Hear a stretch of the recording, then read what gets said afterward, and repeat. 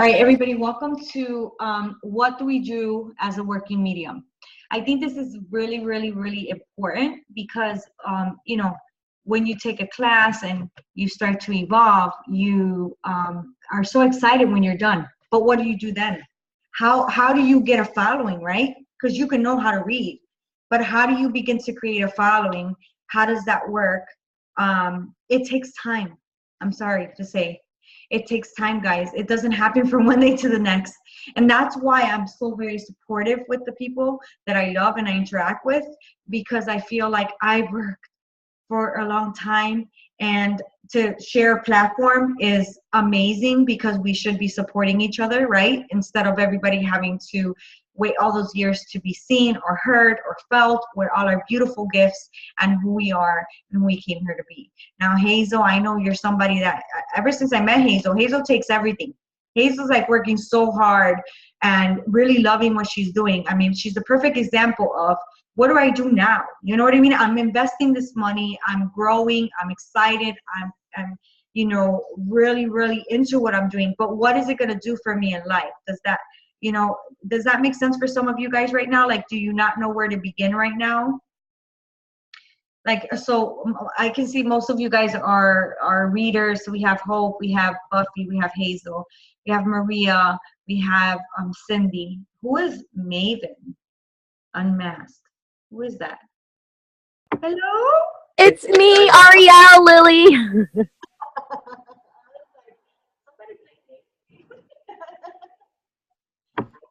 How are you?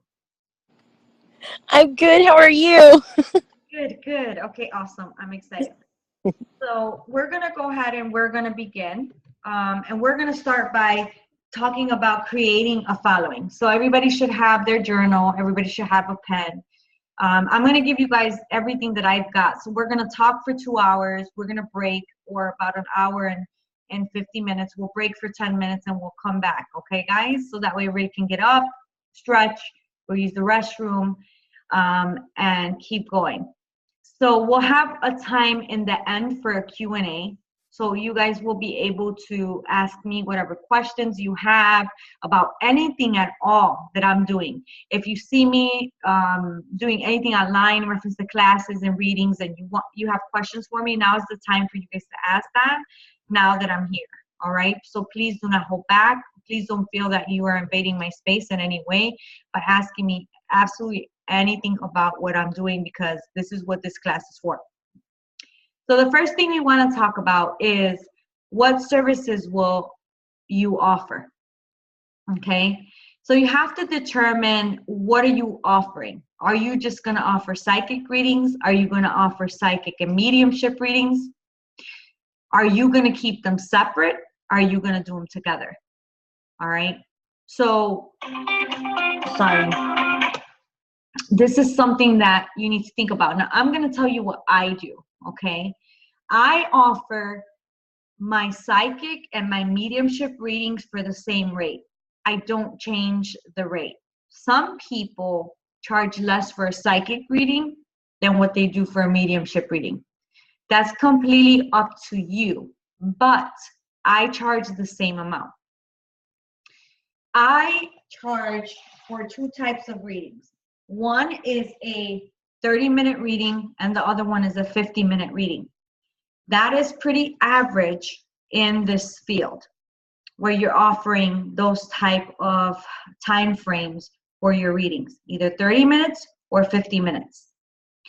And then the question is, will you allow someone to have, let's say if they purchase a 30-minute reading, can they do 15 minutes psychic and 15 minutes medium mystic, right?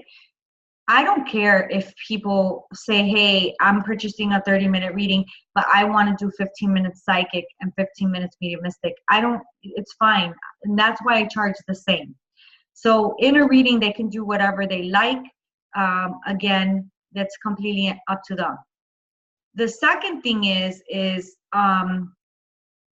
where are you going to have, where are you going to have your readings? What location are you going to use? Are you going to come out to people, or are you going to allow them to come to you? You have to have a location, or are you just going to start online? You know, you have to think the 3 ways of reading is phone, in person, and online. Okay, and we'll go over a couple of different ways that you can do it online. Most of you guys are already acquainted with Zoom, which I love, and it's what I'm going to recommend. Cindy's shaking her head. Don't you love it? I think Zoom is user-friendly. It's very convenient. And we'll talk about how you can use Zoom to benefit you in readings, okay? And what the clients like about it.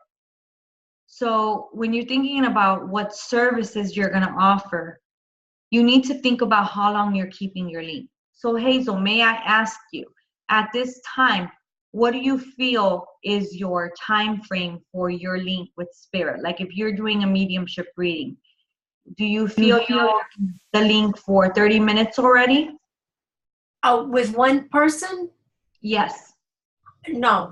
I'm like, I can't hold the link maybe 7 minutes.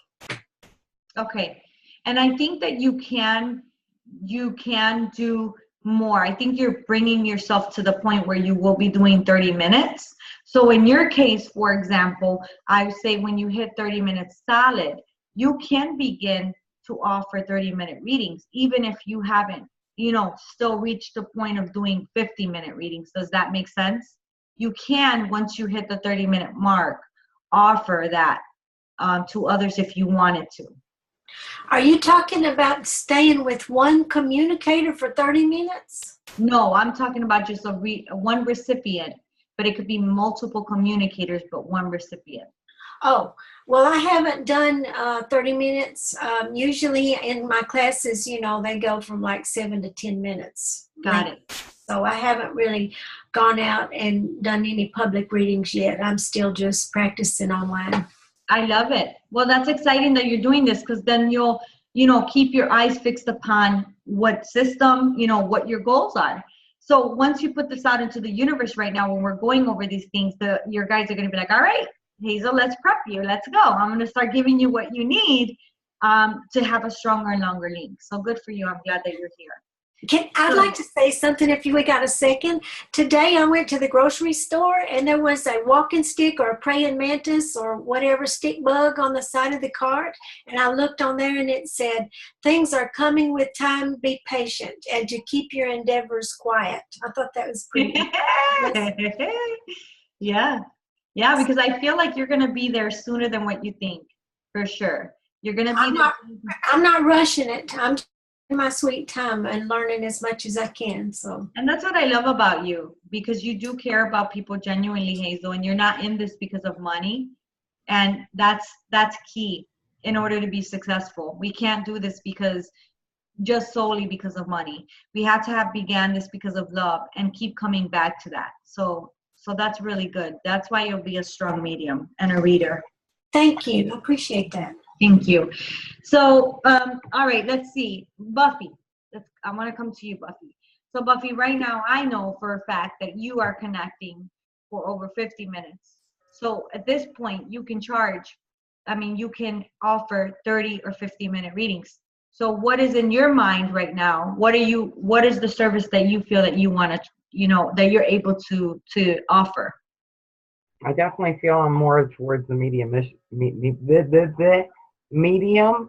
I couldn't spit that word out. Than the psychic, so I'm more comfortable right now offering that amount of time for medium reading, more so than psychic. Okay, very good. And so, that's okay. There's nothing wrong with that at all. And that's the point of us really talking about this. What is the service that you want to offer right now? What is your focus? What does your heart tell you? So that's the first thing that we have to. And so when you're doing the readings, how are you offering the readings? You have to think about. I do Zoom. I'll do Facebook Messenger. I go in person. I have a humongous dog. He weighs like almost 200 pounds, so I'm not comfortable bringing people to my house. They might not be comfortable, I should say. I get that. Okay. Well, that makes sense. So you got your little system there. All right, good. Thanks for sharing. How about you, Ariel? I'm already offering hybrid mediumship and tarot readings. So I do like 15 to 20 minutes of tarot and 15 to 20 minutes of mediumship. But I do many more tarot readings than I do the mediumship readings. And I'm having a bit of difficulty bringing in more mediumship readings for myself because I want to do more mediumship readings. Okay, so the next step, the next step that we talk about actually is going to help with that, which is what is your weekly, your monthly, and I think we kind of went over that as well, and I had suggested you to do it. But it's cool because today is a full moon, so we'll be able to burn the sheet under the full moon today, which is a perfect day to do this class. So awesome, good, good, good. How about you, Cindy? Where are you at with the services that you are offering right now? There we go. Right now, actually, I've taken a little bit of a break, but I prefer doing mediumship readings. I can do psychic readings, but definitely prefer a guest similar to Buffy. You know, I love bringing spirit through. And I can do, like I've done 50, 60-minute readings before. It goes so fast for me. It goes so fast. Like for me, almost a 30-minute reading would just be like, okay, I'm done. Good. It feels very quick, and you're like, oh my God, it's over and done with. And that's it's you know, when spirit comes in, because you never know how the reading's going to be, especially a mediumship reading, because it's like, okay, some souls are so talkative. You're like, I had a dad come in just now, and he was so talkative. He was from Greece, and he was just like, and your brother, you know, he's mad because he did it. And I was like, oh my God, I felt like he was right here with me, you know, like he became me. And so you have those type of readings where it flows and the time goes by very quickly, which we actually will talk about, you know, time management a little bit as well, because that's important. We have to, you know, and especially when we love it. But good. You're taking a break, but you're already thinking about the service that you're offering. Very good. I'm doing more studying right now of things. So that's self-development. There we go. That's very good, Cindy. That's very good. And again, we have to honor. It's no rush in offering these things. We have to honor what we feel, who we are. But this is good to know. So when you get ready, if you're not ready now, that you'll have a structure to follow. So that's exciting. Good, Cindy. How about you, Charlie? Where are you at right now with your mediumship and your psychic, or what services are you offering? My mediumship and my psychic services are exactly the same. There's no difference in price. And my tarot is 50, period, because there's a lot that come out. It just depends. It's never less than 30 minutes, and I feel that that's a fair price. Any of house clearing, cleansings, I never charge. If they gift me something, that's fine. My actual healing services, it depends. It roughly is an hour to an hour and a half, and that's $120 to $150. So, yeah. So you say that your system going here. I'm sorry? You seem to have a system and understand, you know, what services you're rendering. Yes. Yeah. But I would be lying if I didn't say I know that there's, like most of us, we have those clients, those repeat clients that need help. And there's a lot of times where I just don't charge, you know, like whenever, I don't care, you know, and I think I get caught in that rap too, in all honesty. I know, I think we all do when we are kind-hearted. It's very difficult not to, and sometimes people need it and can't afford it. They genuinely don't. They genuinely can't. But then we'll have those that you'll offer it to that really don't have gratitude for it. So you really always have to be just mindful. And I'm sure you are, we all are, but sometimes we want to give away everything, right? But I think I learned to follow my intuition when it comes to that. So that way I don't give to someone that's really not going to follow through, because I'd rather save that for someone that would. And my heart's always going to tell us to do it, but following our intuition is important as well.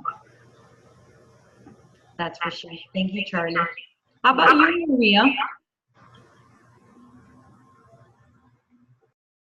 So right now I'm offering Reiki, and I usually do Reiki for like an hour at 100, but now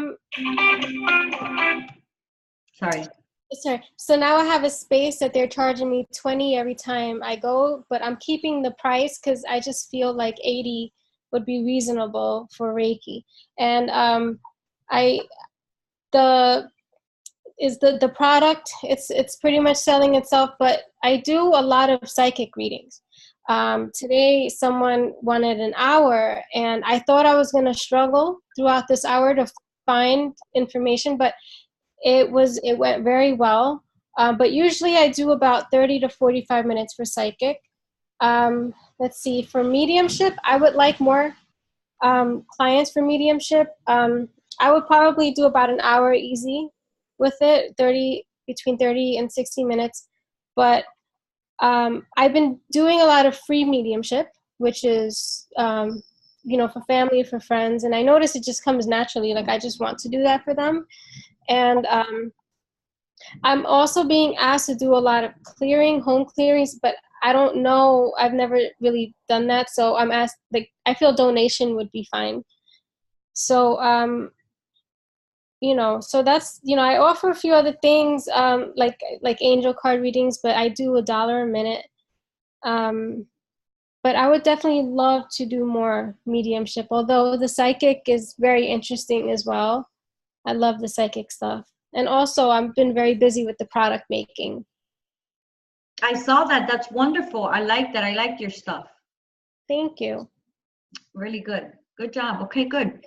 So what I'm going to do, what I would suggest right now, we talk about right away, what services, but what I want you guys to do is I like you guys to think about in a way of being in a place that you can manifest, okay, and trusting the universe and trusting your guides and your angels.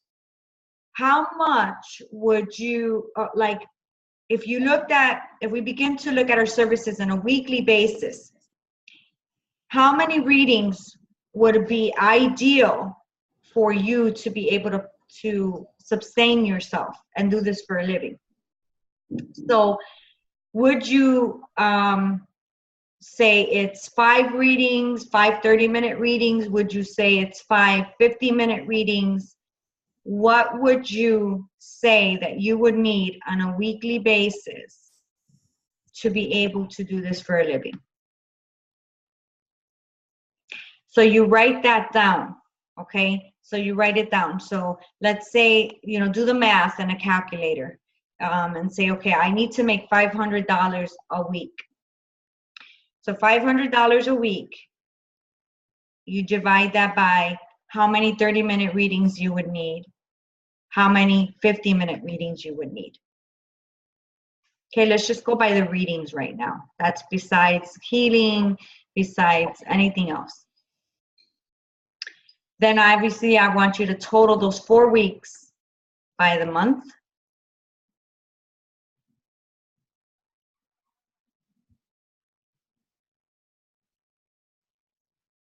Right? You need to put this on this paper. Now, this paper that we're doing, we're going to burn it today. We're going to burn it under the full moon. All right? Now, where will you render your services? We talked a little bit about that already, but now we're going to look at this for a year. So you take your monthly total times 12. But if you want to take a break out of the year, like me and Luann do, from June to August, we take a little bit of a break so that we can take our classes, so that we can maybe teach other classes.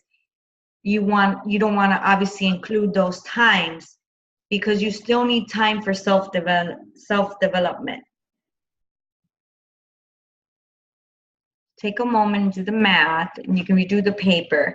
And when you're doing this, guys, you're going to see it as it is already, as it is happening.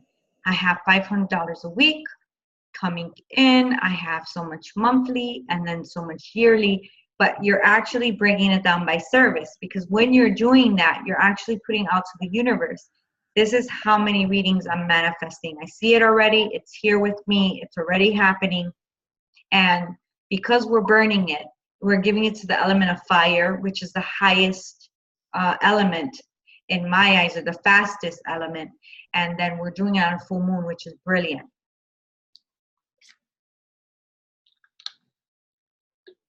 Okay, so we're going to keep adding to that sheet, so you can put that sheet aside, and we'll add a couple of things before the class ends. So really taking time for yourself to develop, for self-reflection, for new classes is important. You don't want to get stuck in this routine with the same service and the same thing, guys. Spirit's always bringing you guys guided information, divine thoughts. Listen to them. Trust them. Do it. Be a crazy lady the way I am. I get people dizzy. They're like, what the heck? Do you sleep? But you know what? It's because if I hear something, I know and trust, okay, they want me to do it. If I hear it for a student, if I hear it for someone else, I'll say, hey, look, I see this for you. You should do this. And it's amazing what happens and what evolves. So I want you guys to be mindful not to get stuck just on these services or titles, either titles. For a long time, I said, I'm a medium. But you know what? I'm not just a medium. I'm a shaman. I'm a psychic. You know, I'm a mom. I'm a daughter. Right? I'm all these things. Don't use those titles and limit yourself, because you know I get past lives. I get guides. I do all these things. So it doesn't matter what we are and what the universe wants to bring us. What always should be the focus for you guys to be successful is to meet the need of your sitter. If somebody comes to you and they say, I want a mediumship reading, but during that time you start getting psychic information, well, you know, that's definitely going to be because that person needed more psychic information than right now their loved ones to come in. It's not what they're wanting. We're not going to force that, but at least honor it and bring it in. Pay attention to the need of the sitter. Does that make sense, guys? If you can do that every time, then you will not only be a medium, you will not only be a psychic, you will not only be a healer, you will not only be a shaman, you'll be whatever's needed. You'll be a divine instrument of whatever's needed that will allow you to continue to grow, to continue to have the universe deliver people to you. But as soon as we start to limit ourselves and say, this is me, this is who I am, oh man, and I did that for a long time.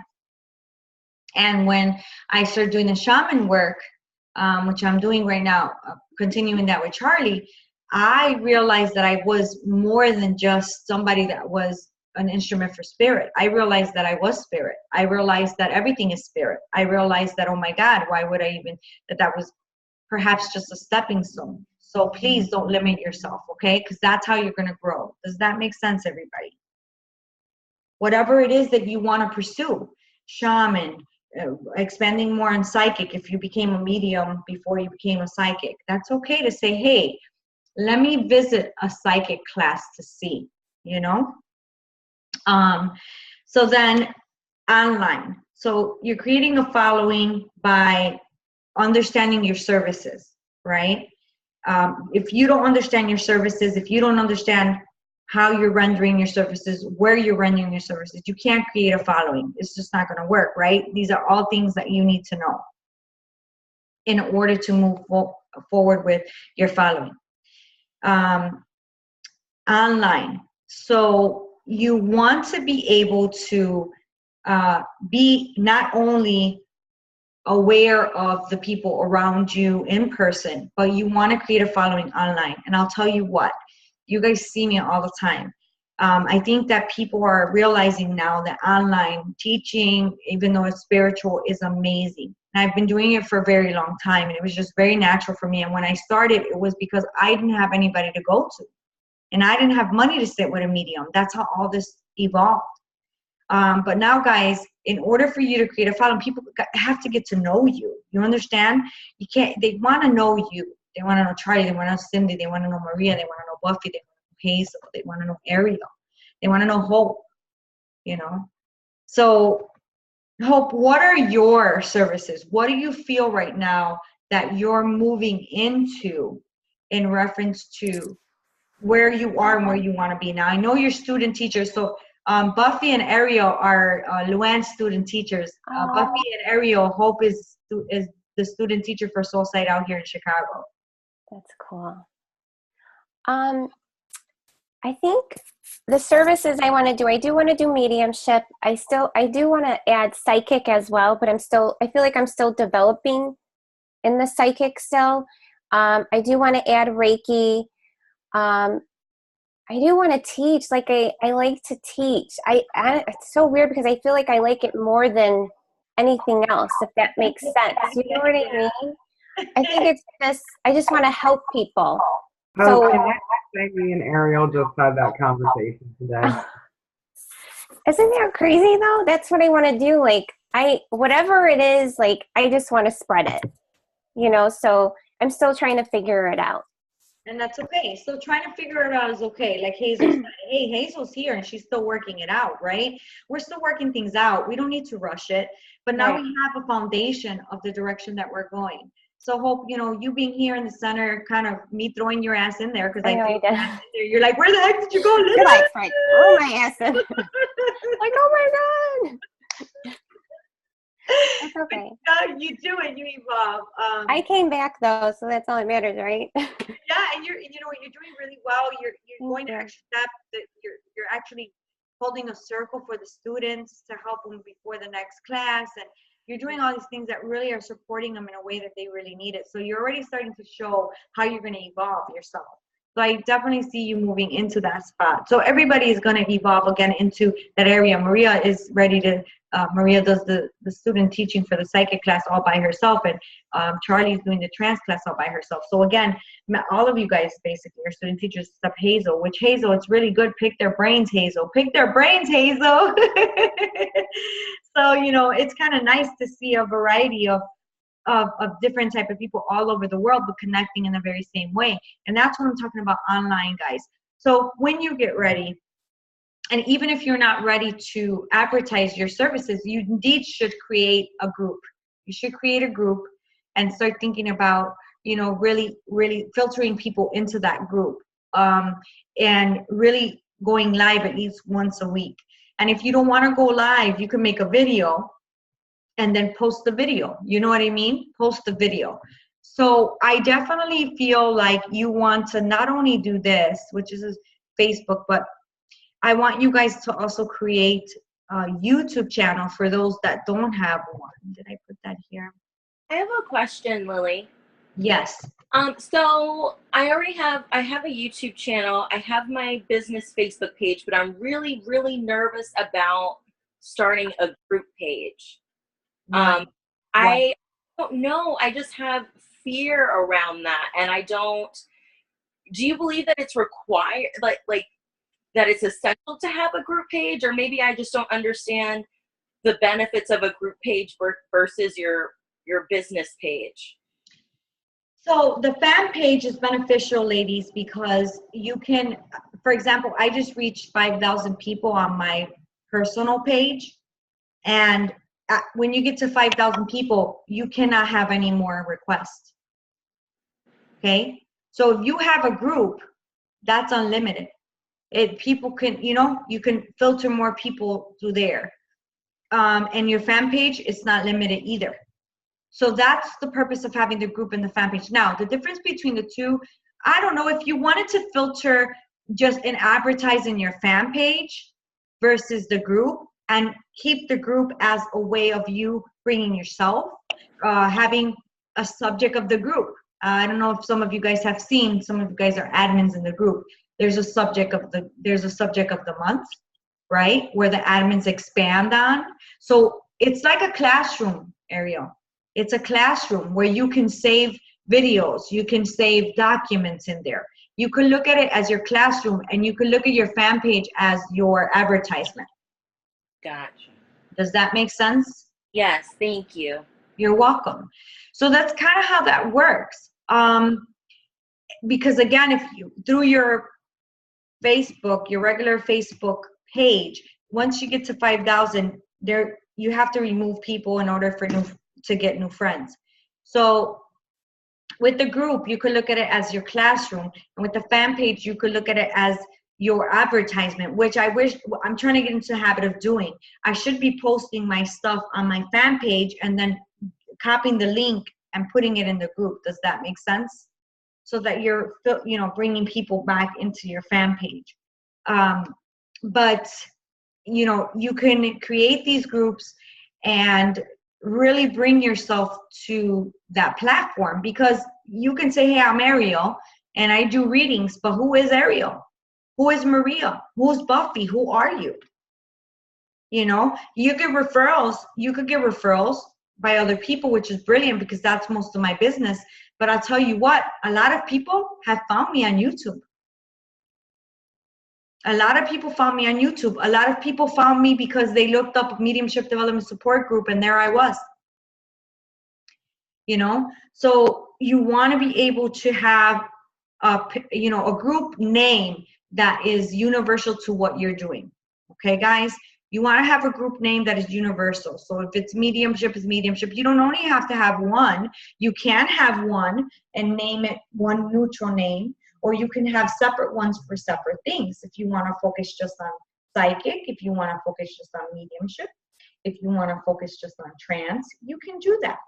And what I recommend is that you sit with spirit and see what they say to you guys, because everybody's path is different. Everybody's path is different. What spirit wants you guys to do is different.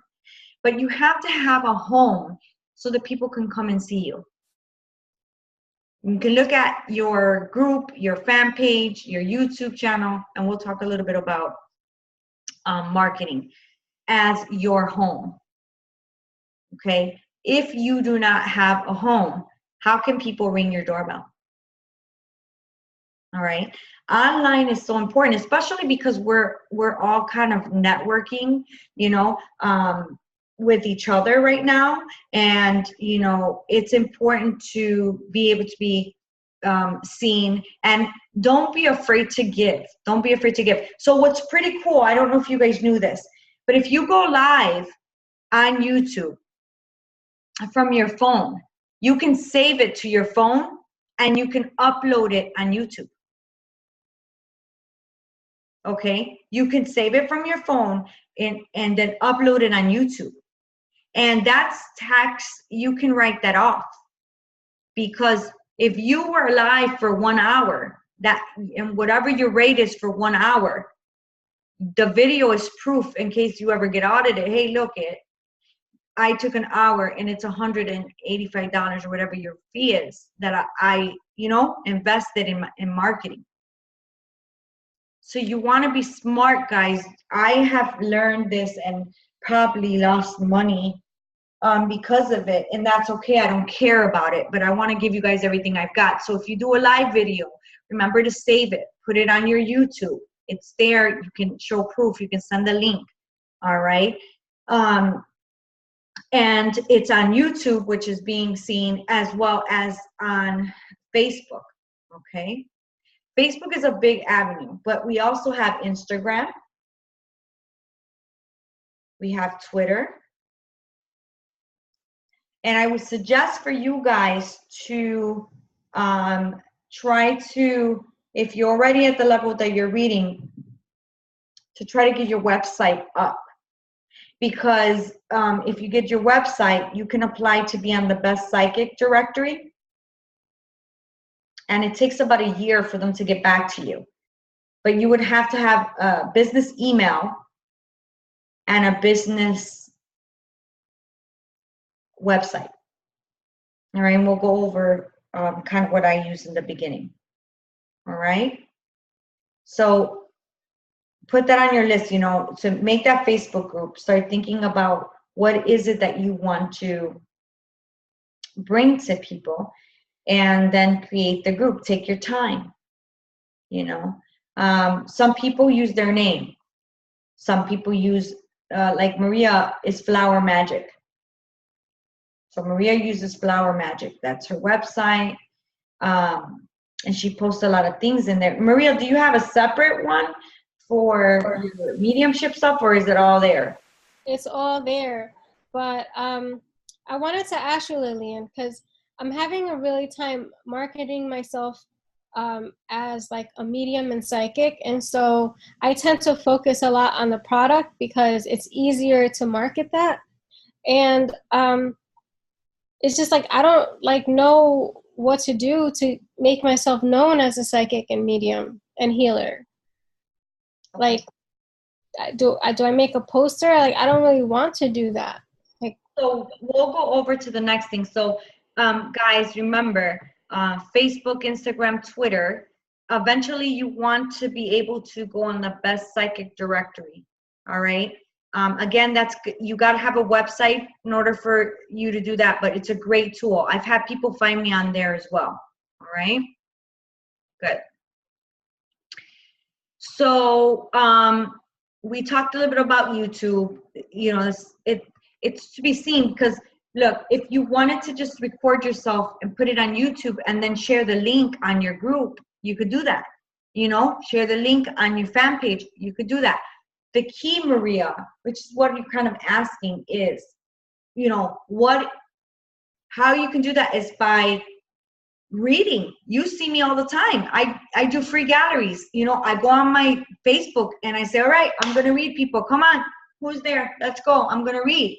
So you got to let people see you, Maria. The people that you're going to touch are going to go back and say, oh my God, to the cousin, because their son came through in the reading, and you got to contact Maria, and she was so brilliant. And, you know, it was interesting. I did a live on my page, and I was bringing through a brother, and the brother started talking about the baby. There was a baby that was going to come into the family.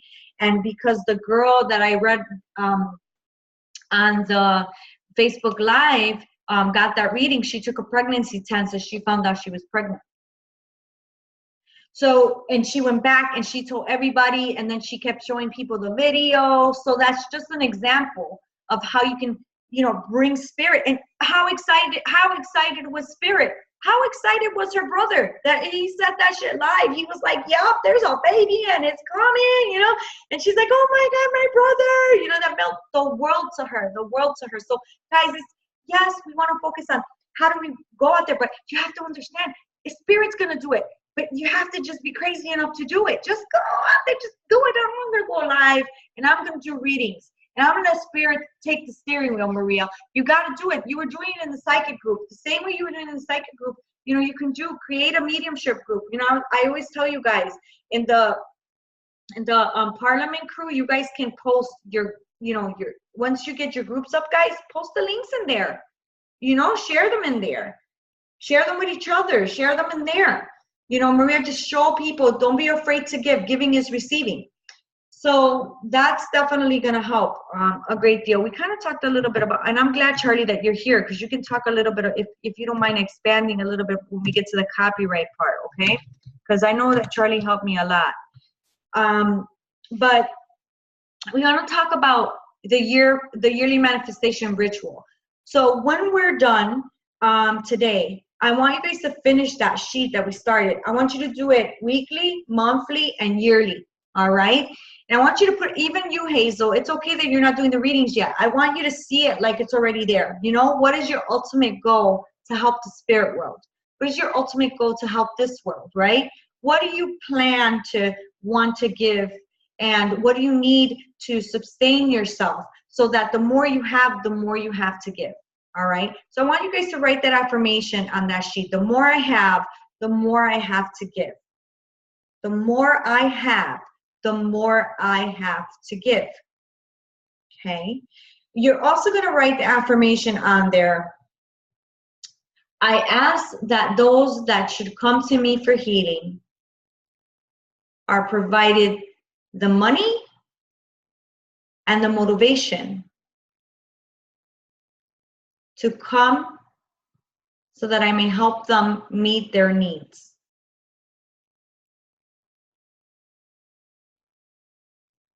Okay, that's very important, because a lot of times people feel like they don't have a ride, or they don't have the money, or, you know, and so those people that are around you, we're asking the angels, help them to get what they're needing, and use me as an instrument at all times. I'm here. Okay.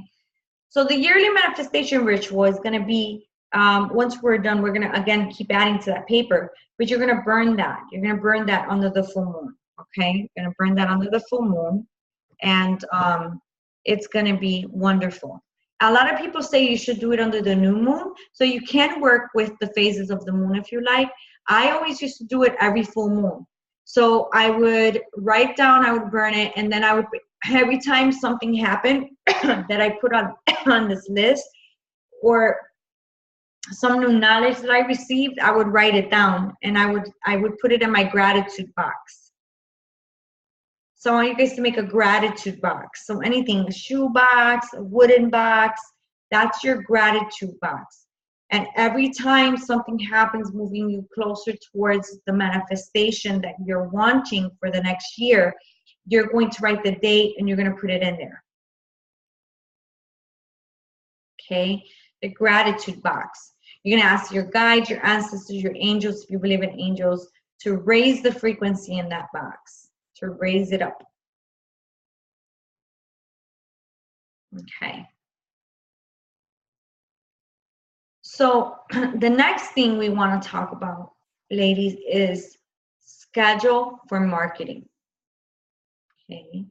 You got to schedule for marketing.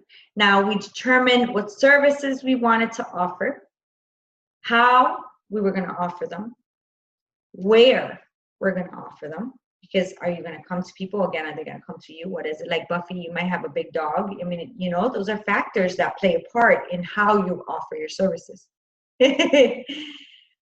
So you think about that. And then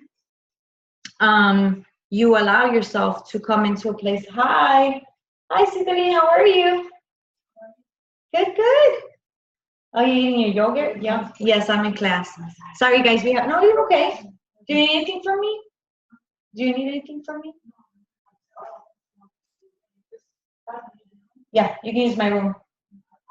Yeah, they have the mandala painting today. And then no, you're good. You can use it. It's opened up. Okay, sorry about that, guys. So now we're gonna talk about scheduling for marketing. We're gonna talk about scheduling for marketing. You know, if you're thinking of marketing and you're all over the place, you're not going to be consistent. So the universe is not going to be consistent with you. You want to, now we're going to talk about, all right, is there a particular day that you're going to be offering your readings? Okay, what's the schedule? Is it going to be Mondays and Fridays that you're going to offer psychic mediumship readings? You know, what days are you going to be offering your services? And what hours are you going to be offering your services? Okay, you need to know that. What days and what hours, all right? And once you know what days and what hours, you can start to market that, okay?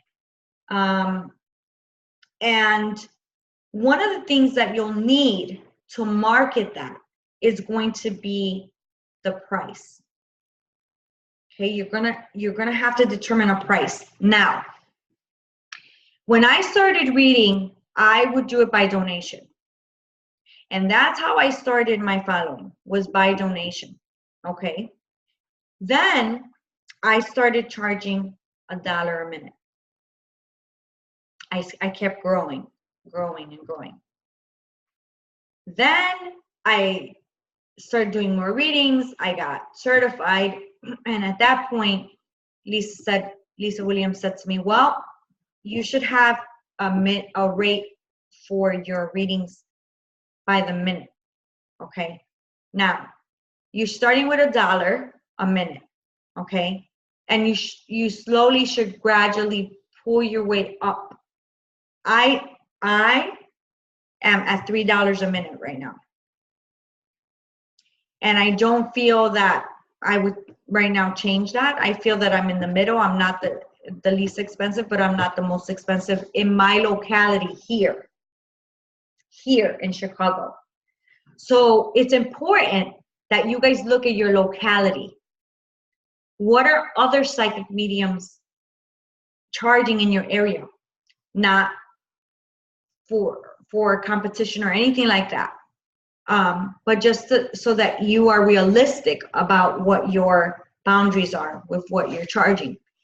Every locality is different. New York is way more than it is here in Chicago.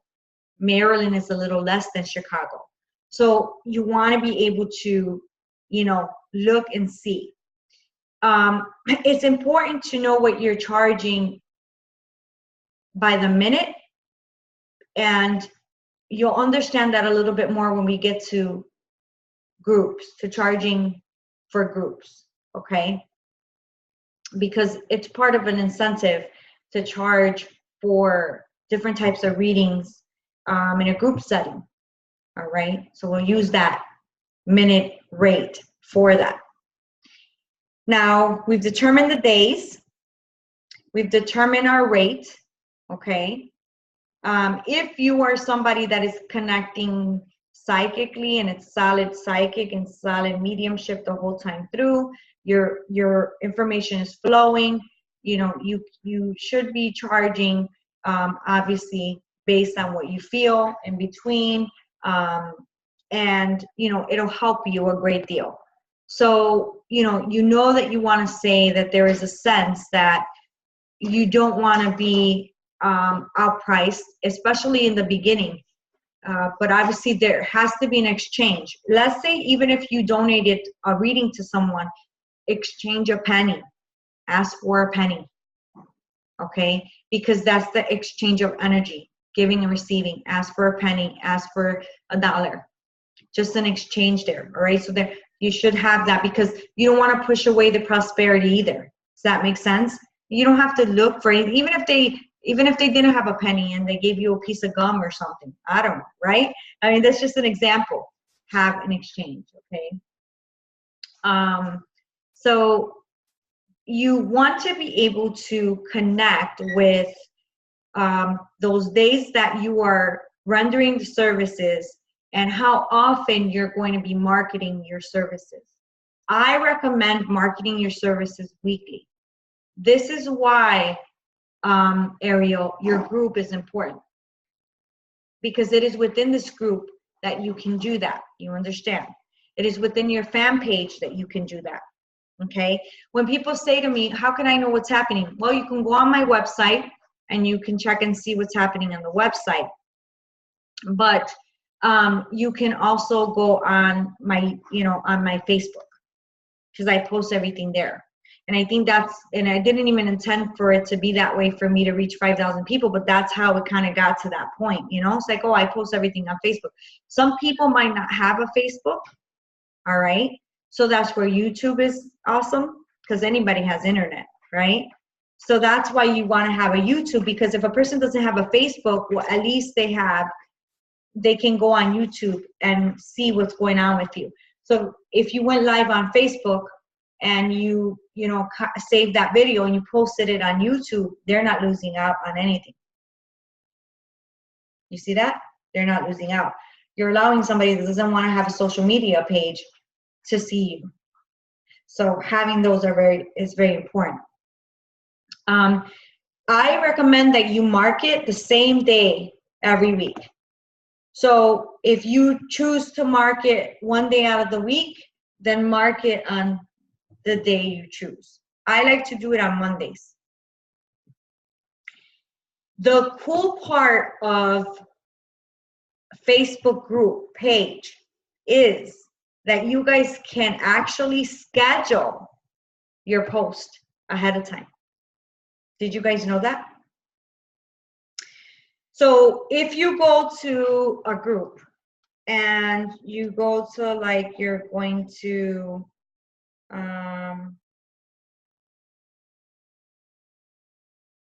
on one second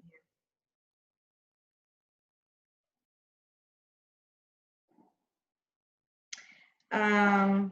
Let me go into if you go to a group on Facebook,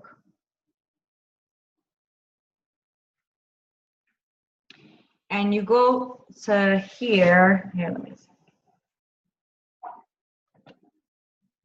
This is the group, right? And this is like, you're gonna post something right here, you see?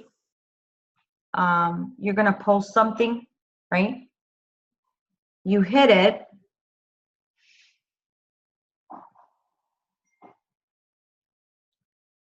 you see right here, it says schedule. Right there. It says schedule. Now, if I hit that, it comes up with this, schedule post. Okay. And then if you hit today, it says today, but if you hit it, we don't want, we want to publish your post in the future. So you hit that little, make it blue there to public it, to make it post in the future. Then you can go to the date and you can change it. You can find the date that you want to post it to. Okay. So you can actually set your post for a whole month on one day. Now, is that just in the group? Is that only group, or is it on fan page, or? It's only group. Let me see. I know it's not on the personal page. It can be on your business page too if you have a Facebook business page. Awesome. I use it for that. Yeah. Yeah, they took it off the personal page. It used to be on there. Thank you. Okay, very good. So brilliant. So you can do it on the fan page. You could do it on the group page.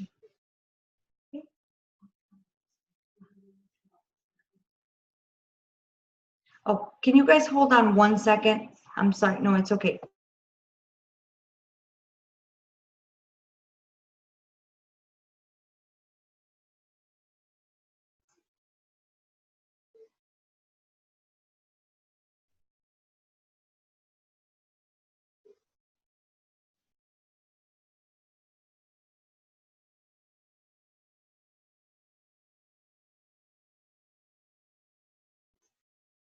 I find doing it that way, like, saves so much time, like with Maria and I doing the psychic page.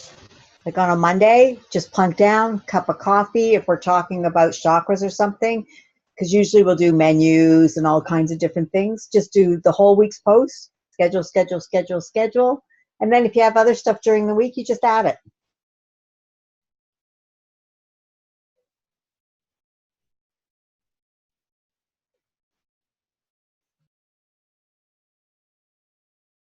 So for you guys that have the Facebook page, is it, when you sign up for, is it a business? Is it like, because I'm looking on mine, I don't think mine have, I have public figure. So does it have to be a business? I have an author page, and I can do like the scheduled postings and everything, and it is considered a public figure. Okay. Yeah. Yeah, they classify me as astrologist and psychic, but I can still schedule my posts. Because Okay. it's a business page, right? Yeah, called the Yeah. Pages app, Pages Manager. Yep. Okay. Mine says community, so I don't know what the hell I got mine set as. How about that? I know my husband's is a community, and I tried looking on his, and I don't see. Is community You can also add buttons to it as well. So if you wanted to link it to your website, you can do that. Right. You can also link your PayPal to it, which is super convenient as well. Oh, wow. Because I had one set up before I started teaching, and I just completely shut everything down. I left my author page up, but I wanted to pull away from what was going on in my local area and just focus on teaching online. But yeah, but globally. Yeah, and it's super convenient, really, really, really convenient, really easy. As well, I found it to be really, I am not a technical person, and I found it to be pretty easy. They have like step-by-step, press this button to do this kind of thing. Yeah. And there are apps actually that you could just post once and it'll go to all social media, right? So yeah, you do it on wow. Facebook, it goes on your Twitter, it goes on your Instagram, it goes on everything. So you don't have to redo it. You do it once and go. I'm going to have to look that up. I'm going to need lessons 101 is what I'm going to need. I mean, you want to have an efficient way of marketing. and you want to have a platform. So that's why a group is important. But as you guys can see, I post everything on my Facebook. Mhm. Also, how many of you guys have Androids? Me. Okay. So another thing that I do is a text marketing list. So I have an Android. So wait, before I proceed, does everybody understand how to schedule now, or have an idea of kind of how to go in there? Hazel, if you ever need help with it, let me know, okay? I'll help you. And Lillian, I think we have a teaching page with printouts on how to schedule. I think we've got one somewhere on that. Oh, it's Cindy, if you can provide it to them, that would be great. I can look too. Yeah, I think we have one. I'll take a look because we had one. Remember when they changed everything? We made one up. I'll take a look for it. Remember that. Okay, Yeah.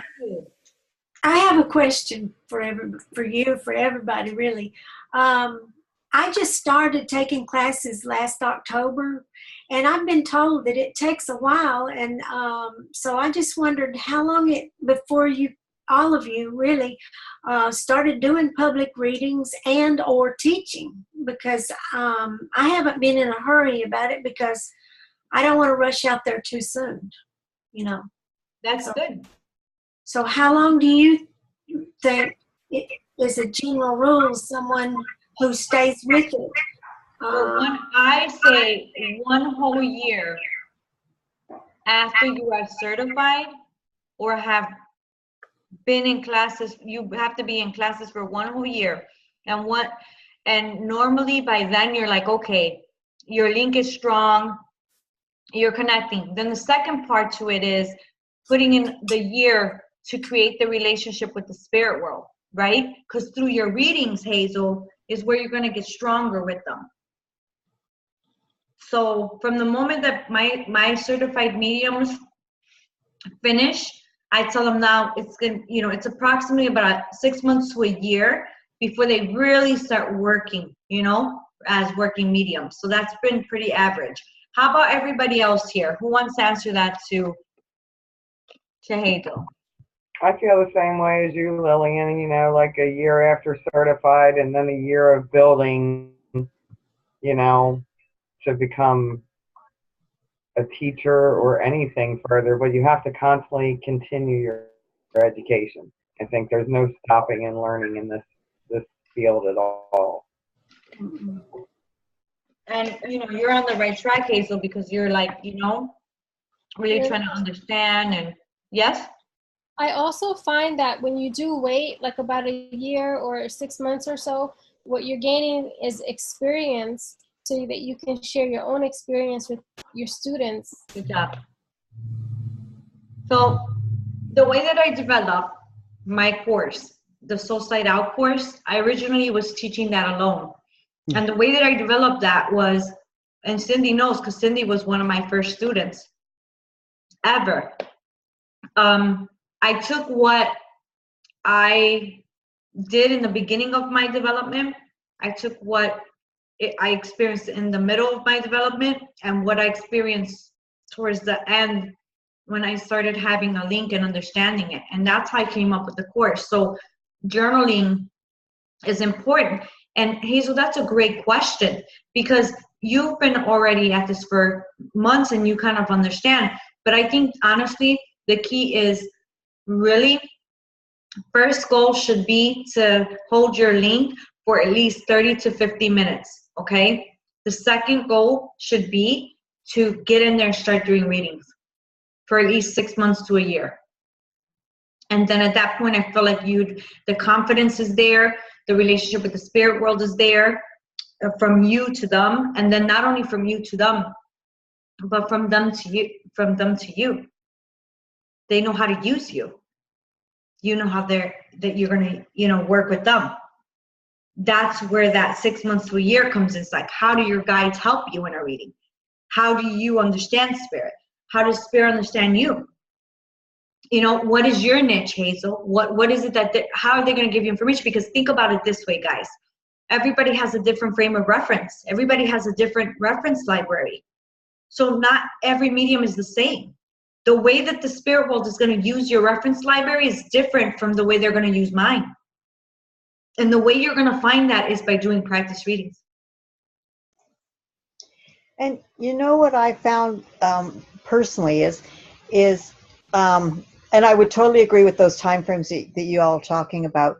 But it's almost like you're stepping into it naturally, and then you kind of realize it. So it's almost like instead of saying, okay, I'm going to sit now and do a reading, it's like your whole life is spiritual. Like you're aware, if there's an awareness that changes, like there's something like all of a sudden it's not that I'm taking a mediumship class, I'm learning to be, all of a sudden it's like, I don't know, there's a shift. Would you guys agree? Mm-hmm. Mm-hmm. It becomes You know, part of you. It does. Almost everything is a different color when you look at it. And your experience, for me anyways, I've experienced, it's changed my whole life, honestly, like how I view people, how I interact with people. And I think you step into that and you start actually being helpful. Like in your class, you start kind of helping people in your class and knowing how to support them and things like that, or and talking more to people about it. Like I think, Maria, you were saying you just naturally kind of, when you're working with your family, you're naturally reading them. So it just becomes an extension of us, or really who we are, not an extension, really who we are. Does that make sense? Mm-hmm. Absolutely. And let me see, if I could take myself back, guys. When I started, I was a self-taught medium. I didn't even know classes existed. And I would have been on this journey for a while, probably 5 years maybe, or 4 years before I took the Lisa Williams class. I read books. I went on Hay House. I would call in, get free books, free healings. I got a reading from John Holland, Lisa Williams, Deborah King, Doreen Virtue. She was the one that guided me to do Reiki, because she's like, you got, this energy about you. You're just not a medium. You're a healer. You should do that. And so, I started to understand the clairs, and I started to evolve. So with me, I made a promise to God, and I started using the cards. Once I started using the cards, then eventually I started doing Reiki, and then I started seeing spirit. And I was like, oh my God, what do I do with this? Now, I didn't have money, guys. I did not have money to take classes. Like I said, I didn't even know they existed. So you don't need classes to evolve. You don't need to keep investing all this money. You just need the motivation and the love. You really do. And I don't mean to take away from anybody, because I'm a teacher too. But you really, a lot of people get the misconception that if they can't afford classes, they can't evolve. It's not true. I'm proof of that. I was already a working medium when I got to Lisa Williams. She certified me, but I was already reading, and I never took a class before her in my life. So we got to be mindful too of not spending a lot of money on classes. Take a class and then wait a little bit and start putting it into work. Start using it, before you go into the next class. You want to be very mindful of that. But eventually then I started reading. And you know what I would do, guys? Before I took the class with Lisa, I would go and I made the mediumship development support group, and I would go on there and I would say, okay, I'm going to do a free reading. Who wants a free reading?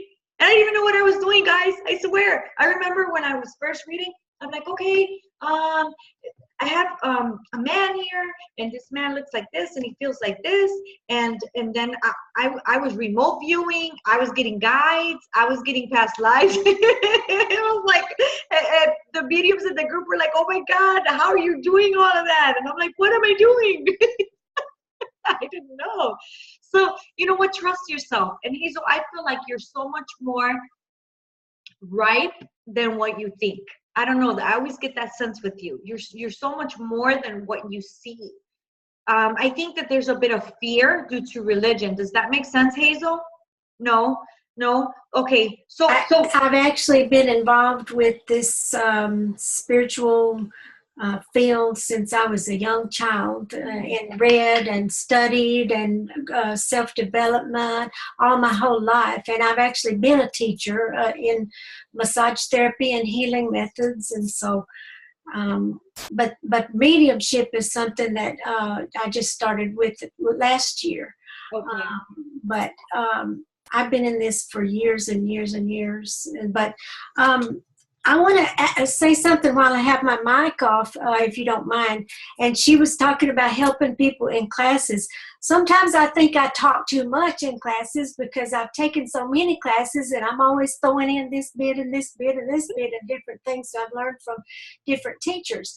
So one of the things that I wanted to bring up, if you don't mind, is that I had someone tell me recently that if they go to a place like a psychic fair or something where there's a bunch of people there doing metaphysical things of all sorts, that if they pick up someone's business card and it has 10 different things on it, they lay it down immediately because they do not feel that you can spread yourself in all these different healing modalities and really be the best you can be, that you need to narrow it down and focus on one, maybe two things. And this person told me, and I never really thought about that, because a lot of healers and psychics and mediums have like 10 different PhD this and certified that and whatever. And like somebody said, they might not be worth roadkill, with all that on there. So how do you feel about that, having too many modalities in your business? I feel like definitely in development, you should stick to one thing before you move on to the next. But I feel that through your development, you will evolve and your soul will tell you other things as well. We're talking years, right? Years, not months, not jumping from one thing to the other. Hazel, it's all about what people's view is, what different people's views are. Right now, if they look at my card, I offer psychic, mediumship,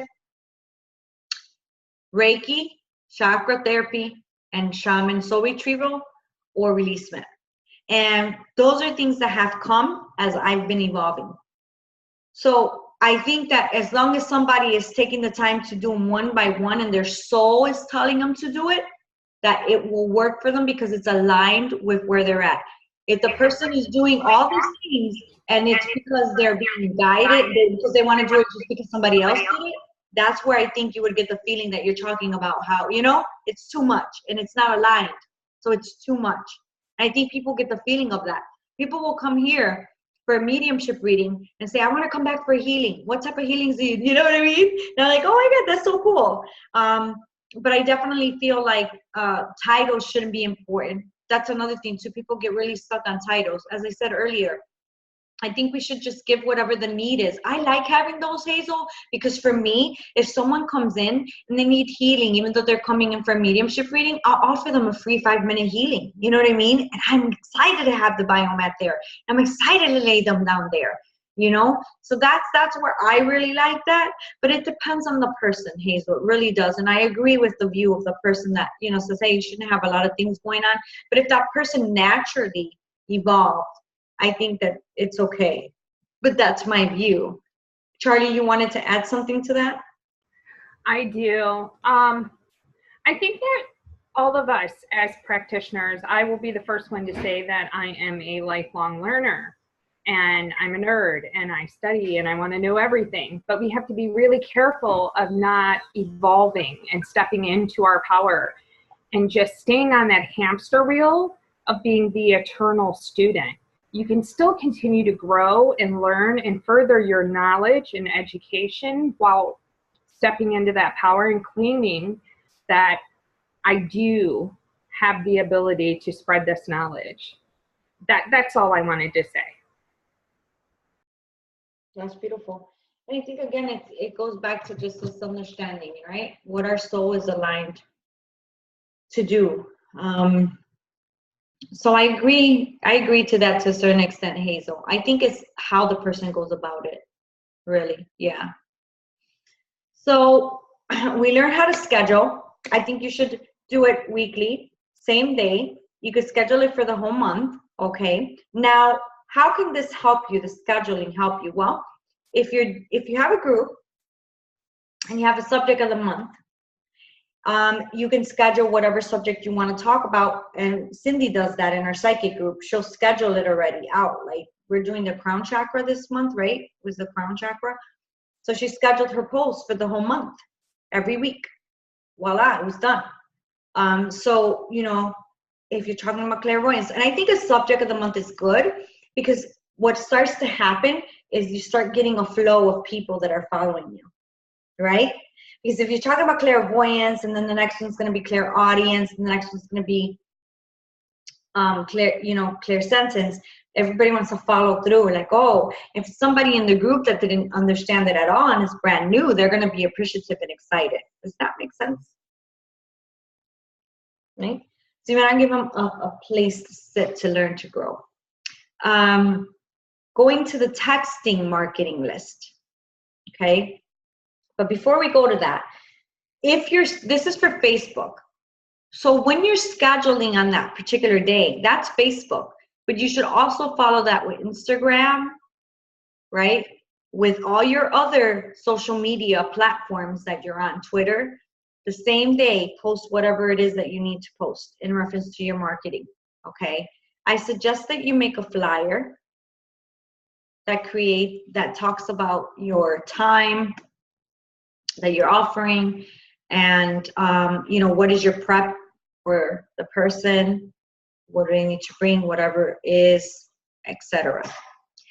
If you could actually do this on an iPhone or you could do this on an Android, both. So what I do is, and some of you guys are on my texting list, is whenever I have events, I send the text out. And I created 2 lists. So on an Android, you can only put up to 20 people in one group at a time. So I created a group that says Chicago Blessings. So those are the people that are here local. Okay, listen to this, because I didn't do this before and I had to redo the whole thing. I put Chicago Blessings. So those are all my local people. So guess what? When I have local events, I send them a text. Well, I ask them. Let's say somebody calls me and schedules a reading for the first time, gives me their number. Right after the reading is over, I'll ask them, would you like to be added to my texting list? And they say yes. Some people say no. And that's okay. But remember, get their consent. And then when you add them as a contact and you hit edit, guys, on an Android, you could select a group. All right. So when you're putting them in, there's a space that says group. And you can add them into the group that you've created. All right.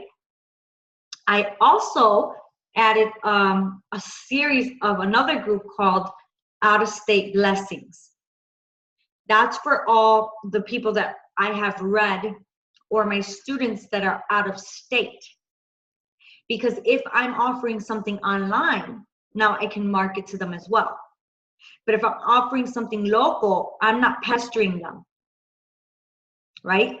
So I'm separating that. So you want to have your local, let's say, for example, Buffy would have a Maryland group, Maryland Blessings, and then an out-of-state Blessings, okay? Or whatever you want to call it.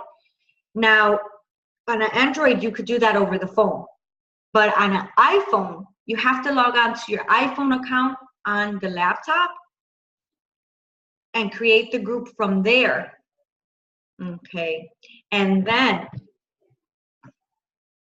create the group from there, and then you're able to add them in.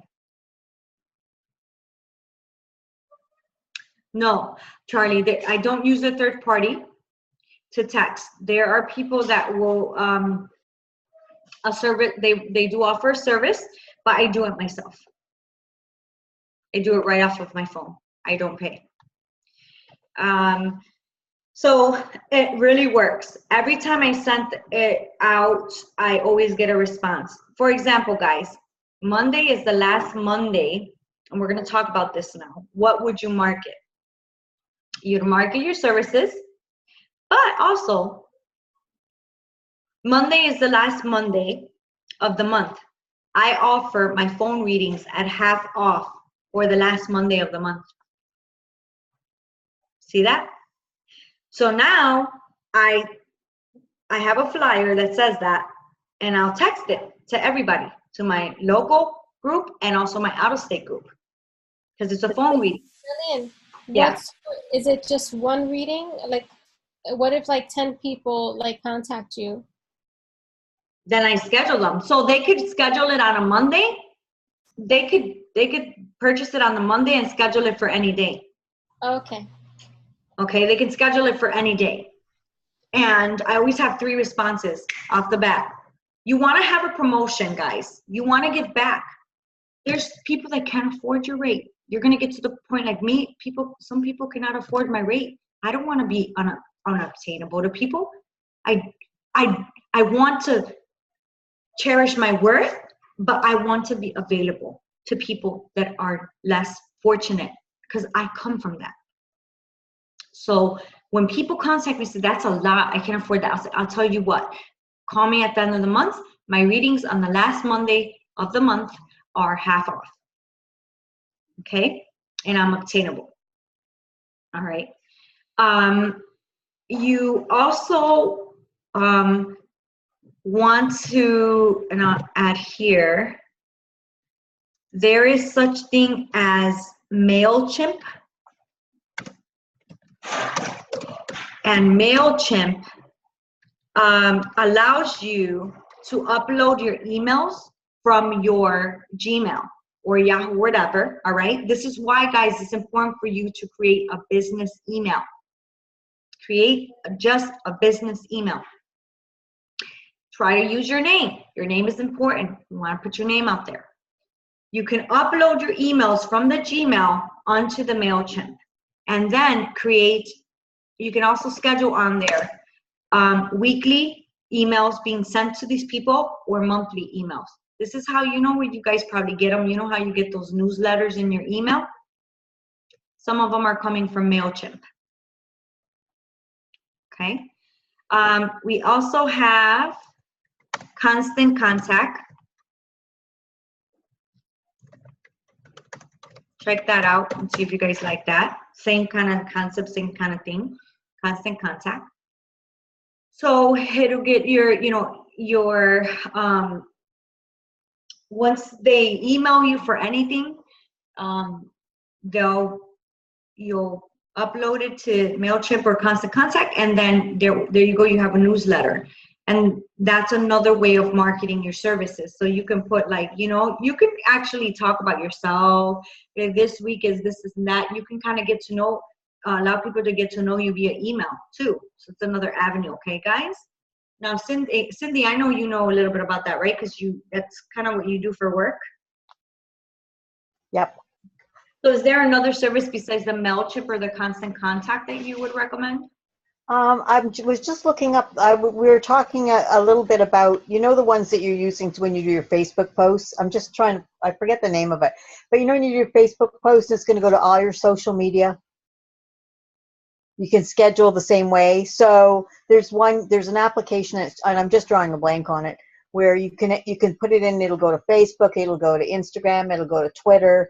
And then again, you're saving time by doing it once and by scheduling. So I'll find the name out for that and send it to everybody. Oh my God, thank you. I didn't know there was such thing. Brilliant. Oh, it's awesome, and it saves you time. And then like Lillian's saying, just get your copy, plunk down, do your admin stuff, and then go back to your right brain. That's right. I love it. Thank you. So that's another avenue for people to obviously be reached by you. Now, you want to be able to create your website, okay? Your website is very important. When I first started, I did my website on Weebly, and it was free. So if you want to check it out, the only thing with Weebly is that obviously you're doing it by yourself, but it's very user-friendly. You can create the picture you want, and then you can go on there just for now, just to begin, guys, until you get like a designer, and you pay for somebody to build your website. I would suggest try to do what's free in the beginning until you get a following. You know what I mean? So that will be helpful. So check it out. You want to have a website. You also want to have, let me put here as well, your business email, okay? So if you don't have a business email, you want to create a business email, and you want to be able to obviously use your name. Your name is important. Your name is what you're trying to put out there. Your name is important, okay? All right, very good. So the next thing we want to talk about is Eventbrite, okay? Anytime that you have an event, you can put it on Eventbrite. Now, they'll take a fee for processing the purchases, but it's a very small fee, and you can add on to the fee your PayPal fee. So you can either connect the Eventbrite to your bank account or to PayPal. If you do PayPal, it goes directly to your PayPal. But if you do your bank account, you'll get it, I think, 5 days after the event. So you don't get the money right away. It's completely and totally up to you. And the nice thing about Eventbrite is it saves all the emails. So let's say that somebody, your attendees, they signed up for something local or for something online. It saves all of the previous emails for the attendees. And you can upload your emails from your Gmails. You can upload it. And from Eventbrite, guess what, guys? You could even send the emails from your Eventbrite to MailChimp. I have a question. Can I use that for classes, or is that just for like a one-time event kind of thing? Eventbrite? Yeah, you could use it for registration. Instead of giving them the PayPal, you can put your class in there and have people register there. Oh, okay. Okay, cool. Thank you. You can do classes, guys. You could do events, platforms, whatever. You can put it on there. If there's no charge again for it, they charge by order, and you can add on the fee to the charge. All right.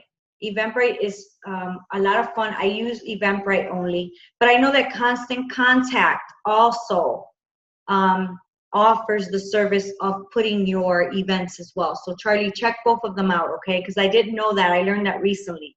And I think that Allison Gannon told me that the Constant Contact, what she liked about it was that you can change your payment info halfway through the event. So for example, if she had to pay me half of an event, she would put my, PayPal, and then she could change it to hers. Whereas Eventbrite, it just stays for the holder, the account holder, the whole time. Okay. Okay, good. So Eventbrite is what I use to post my events. Zoom. I love Zoom. Zoom is awesome. Okay. What I like about Zoom, ladies and gentlemen, is exactly what we're doing right now. We're recording. Well, guess what? You can do that for people that you're reading. You can tell them to call in Zoom, and you can record it and then send it to them via email, and they have their reading forever. Okay. Obviously, I like this too because of self-study. So I have self-study courses, and when I record this, I turn around and I offer that online. Makes sense, guys? So you can offer this online. So that leads to the next thing, which Eventbrite is inexpensive. Okay, so it's $14.99 for the regular account. Okay, it's $14.99, but you can pay more if you wanted to have the service that does the webinar, or the service that allows you to go live via Zoom to Facebook. So I can actually create a webinar on Zoom and then go live from Zoom to Facebook. And it tells you, okay, you're going to go live on your page, or you're going to go live in a group. And all you gotta do is obviously put your Facebook information onto the Zoom. So it's brilliant, and you can, again, record it. What I also like about Zoom is that they have breakout rooms, and this is the $14.99 fee. You can set in your settings a breakout room. So if you're having students do exercises, you can have them go in the breakout room, and where you put only 2 students at a time to do the exercises. So it's like a classroom, and you're separating the students. Me and Maria have done it in class. It's pretty cool, right, Maria? Good. I really liked it. Yeah, right? It was very user-friendly. So you can indeed, obviously, use Zoom for readings, or you could use Zoom for a workshop that you want to talk about, you know, eventually, or a class. And when you come on Zoom, you don't have to be on camera. You could just tell the person to call in, just for the purpose of recording it, all right, guys, and giving it to them. So it's a great tool. A lot of the clients, they love, love, love it. Now, let's say that you have all these videos now, and you've created a series of videos that you want to offer as a self-study or as a course. Thinkific is where I have my self-study courses right now. Thinkific. It's spelled think, like in think, I-F-I-C. Thinkific. And you can create self-studies, you can put a series on there. It's amazing. I got the $99 a month, and it works for me. I can upload as many classes as I like, and you can connect it to Square or to PayPal or to your bank account. Completely and totally up to you. Okay, great platform for creating anything that you want to offer. We talked about YouTube a bit already. And again, YouTube is important because guess what? Not everybody has social media accounts, guys. Not everybody has them. Not everybody wants them. They want an Instagram. They don't want a Facebook. YouTube is a way of giving that other avenue to people. Now, YouTube will allow you to make money from your views on your videos. Before, it used to be at any time, and you did not require a certain amount of followers or subscribers on YouTube. But now you have to have 1,000 subscribers in order to make money from the views of your videos. Okay. I think YouTube is just really cool besides that, right? To have a different place for people to come in and to see you, you know. I really like that. So if you're looking for, you know, making money, if you're on there and you really take off on there, the key is to use wording that people can find. Does that make sense? Like, for example, Charlie the Medium, or Charlie the Michigan Medium, or Charlie, and what do you do as a psychic? Or Charlie, what do you do as a, you know, or what do you do, a shaman, the shaman path, you know, with Charlie McBride. So you want to keep it as simple as possible. So when people are searching, you know, there's not all these wordings in the title. If you want to have more details in the description, that's perfect. But again, don't make it very long, your title name, okay? You want it to be findable. If you are adding music to a video, do not add a song, because it will be copywritten and you cannot receive any money for that. There is something called Audio Junkie, and you can purchase, let me make sure that's it. You can purchase a piece of audio to play in the background that you have the copyrights for. You have the license for it. Okay, let me make sure here.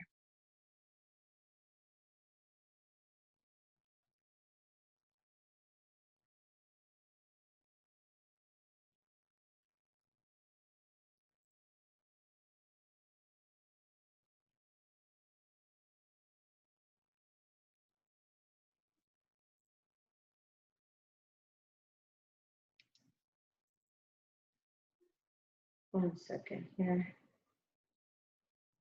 And they're very inexpensive, guys. And I learned that because I did that on my Sitting in the Power, and they copywrote it, which was fine because I didn't even care about money. Audio Junkies, free listening. I'll find it, guys, okay? But it's a website where you can buy the audio, and again, it comes with the copyright. Makes sense? Okay, so I'll find it, and I'll give the link to you guys. All right. So you want to be mindful of that, okay, when you are creating your videos, because you don't want anybody to. Why is this thick? That got so little. I'm sorry. 1 second, guys.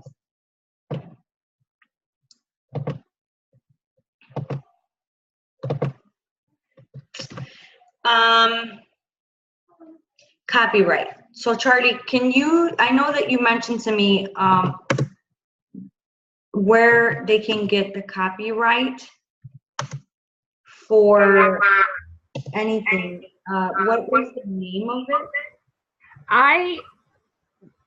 Because I was new to the online scene, and I'm very familiar with copyright protection laws because I'm a published author, and I understand how that works. And I know with you, I kept saying you have to copyright everything. It's crucial. It's really, really important. And if you use Copyright Witness, because I did a lot of research of finding one that was global. This one is very affordable. It's very, it's a great cover your butt. It's Copyright Witness? Copyright Witness. And it's just a really, really, really, really fabulous site. You would load any documents that you have pertaining to like a class or a flyer. If you wanted to have I own the shamanic path. That is copywritten and that is trademarked. I own Life with Spirit. That is mine, not only in the state of Michigan, but that's global. And that is important because nobody else can use that. Nobody else can take that. If you, yes. Can I do the same for like my magic water or, you know, certain products I have? Yes, and there is specific ones that that would apply to. So you would have to list all the ingredients and the steps in which you make that, and then you would then include your name to that. Okay. And then that would be protected, and nobody could use that same formulation or tag phrase. So if you did a candle and you called it, you know, bitch be gone. You know what I mean? I'm being serious. So if you did a candle and it was that, and you put like directions on what you wanted them to do, as far as, okay, you're going to think of this, you're going to have the intention, you're going to light it, you would write all of that down in your copyright protection, and that would be yours. It's kind of paperworky, but it's worth it in the long run, especially when you have something you've poured a lot of your heart and soul into, and that can be easily replicated. So thank you. Yeah. So Charlie, what variants is there on that copyright? So if you write a book and you change a small amount of the, I'm really echoing, sorry guys, then you can use that phrase as long as you change like X% of it. So with this copyright, what percentage of is it? Like, is sometimes there's no value in getting a copyright because of that percentage of change, at least here in Canada, because we may have different copyright laws. I'm not familiar. That's the beauty of this, is that it's globally, it's nationally, it's covered. Let me read it to you. Okay. It is covered throughout the U.S. It is covered in 18 countries other than the U.S. You would have to go on their site to see what other countries. But yeah, it's absolutely beautiful. And if you're talking about the percentage, it's different when you write a book. Because when you write a book, 72% of that book has to be different than what you are talking about. So 72% of it has to be different. And with a copyright, it has to be an original thought. So everybody knows about, being psychic, but if you have come up with a unique way in order to tap into that psychic realm that you feel is different than others, then yes, absolutely. If you're teaching a new modality that you feel nobody else is, definitely copyright that. Absolutely. Okay. Yeah. Thank you. You're welcome. Thank you so much, Charlie. I was excited because I know that you're really my support with that. You're like, girl. So thank you. You can I explain. have a question. Yes, ma'am.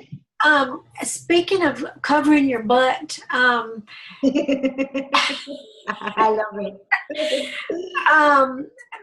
My husband actually asked me today about the possibility of people. I know that we're not supposed to be giving medical advice and that we have free will, that we can choose to take whatever someone says or not, but in life coaching or whatever. But have any of you had anybody to complain or know anyone who's been sued? And what kind of protection would you recommend from that, being in a business? So there is definitely there is insurance that you can get. And let's go beyond that. You should have a disclaimer in place. Okay. So you should have a disclaimer. God, this is getting smaller and smaller. I'm so sorry. I probably should create another one of these. You should have a disclaimer in place that they sign. Luann is amazing at that. She's really, really, really, truly has helped me to be better with it because it covers your butt. So some people pay a lawyer, tell them what they're doing, and then they, help you to get a disclaimer so that it covers you in any way when anybody wants to sue you. So a lot of times for us, that disclaimer will say that the readings are for entertainment purposes, even though we obviously know, right, that we are definitely tapping in and it's correct, but it'll say it's for entertainment purposes only. Okay, so having a disclaimer will cover you with that, Hazel. And also insurance in case anybody hurts themselves. Let's say that if you have a place, you don't need to worry about that obviously until you are in a center, in a place. But if somebody came and somebody said, hey, I fell and hurt myself, then it would cover that. And most of the time, you're not going to find one that says anything about mediumship. The ones you're going to use are the ones that say that about healing, like a Reiki practitioner or a massage therapist. Those are the kinds that you look for. Because you really won't get covered if you're just saying I'm a reader, Does that make sense? I have a question. What if someone comes to the house? Now, would your homeowner's insurance, God forbid, would that cover it? Or would you have to get a different?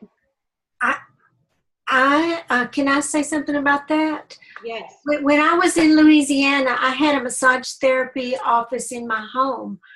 A clinic, but my homeowner's insurance said no, they will not cover that for somebody to Usually homeowners will not cover a business inside of your home. You have to get separate insurance to cover your business if you choose to have one in your home. Well, they wouldn't even cover it as a business. in my home. But that was in Louisiana. I guess it might be different for every state. Yeah, I know here in Maryland, homeowners will not cover businesses in a home. They will only, you have to go get outside insurance from that. And I know like Luann's insurance, and I can get the name of it, or Ariel might have it. It will cover up, you can get different rates that cover up to so many people, you know. So I think Luann's covers up to like 100. Or is Ariel, is it 100 or 1,000? Is Ariel even still there? I think it's up to 99 people. It's called EMPA insurance. That's it. Thank you. I knew you'd have it. Yeah, I got it on my phone, baby. I know. Thank you. You're welcome. And you can go through that list on their insurance, and it will list all kinds of things. I mean, and pick as many as you possibly think you can resonate with, Luann said.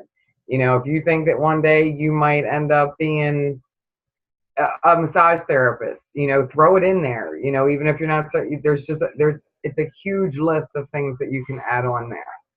And it's really not that expensive either, if I'm correct, Ariel. I think she said it worked out to like something minimal, like 30 some bucks a month or something like that, or 300. It was like $300 a year.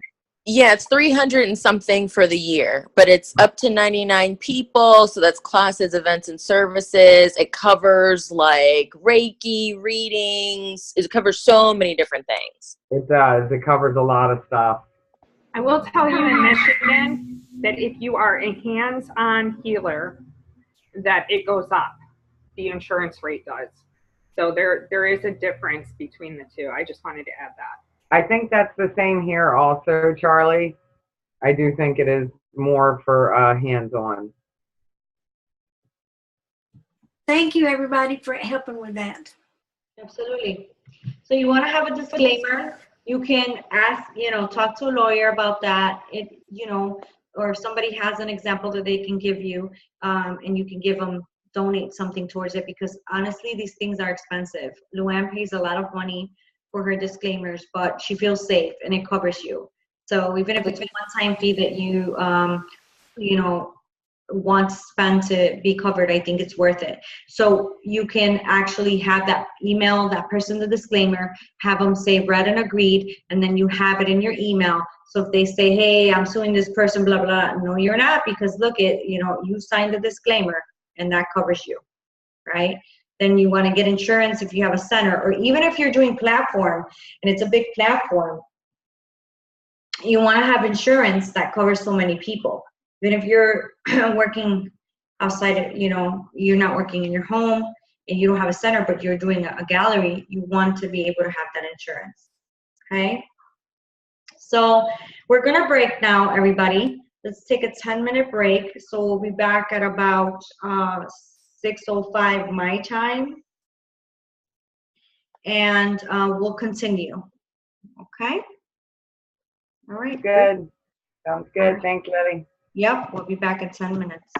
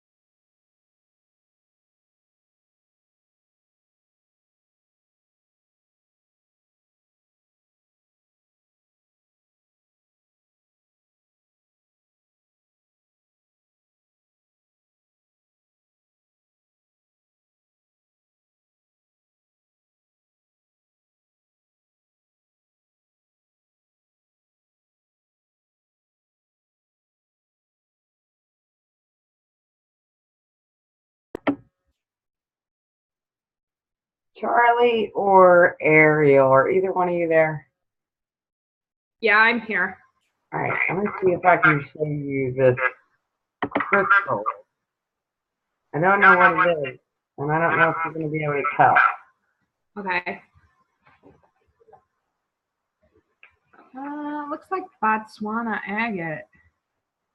You see how it's like peachy? Yeah, it And looks then- like, well, it could be rhodonite with just a larger eye too. But the first thing to come to my mind was Botswana.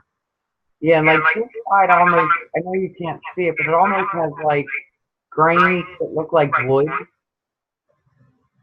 Even though I know it's not. I'm gonna go with Botswana. Okay, Do you like that? That's my final answer. Do you like that? It's really a very unique piece. Isn't it? Yeah. I fell in love with it, and I've never known what it was. Very pretty. I like that. Did you take that color quiz? Which one? Okay, so Lillian posted in the chat for this class a quiz, a color quiz, what our branding should be. It's pretty fun. I don't think I'm on that chat. Oh, really? Let me see. Do you hear me get all sad? I'm like, oh. I know. Hold on. Yeah, you're there, I think. Hold on, let me see. What's the name of it? I just added you, so you're there. Okay, I got it in now because I just heard a ding. But, okay. Okay, I haven't posted it yet, so I will. How long does it take? Like 5 minutes. I'll take it after that. Not even. Okay, I'll try it now.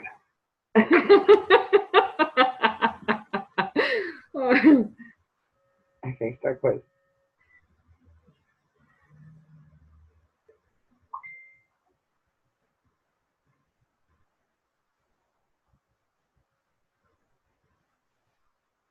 All right, these are going to be some tough questions.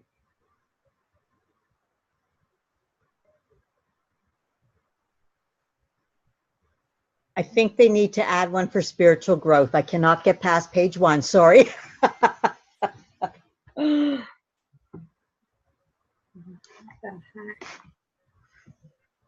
Okay.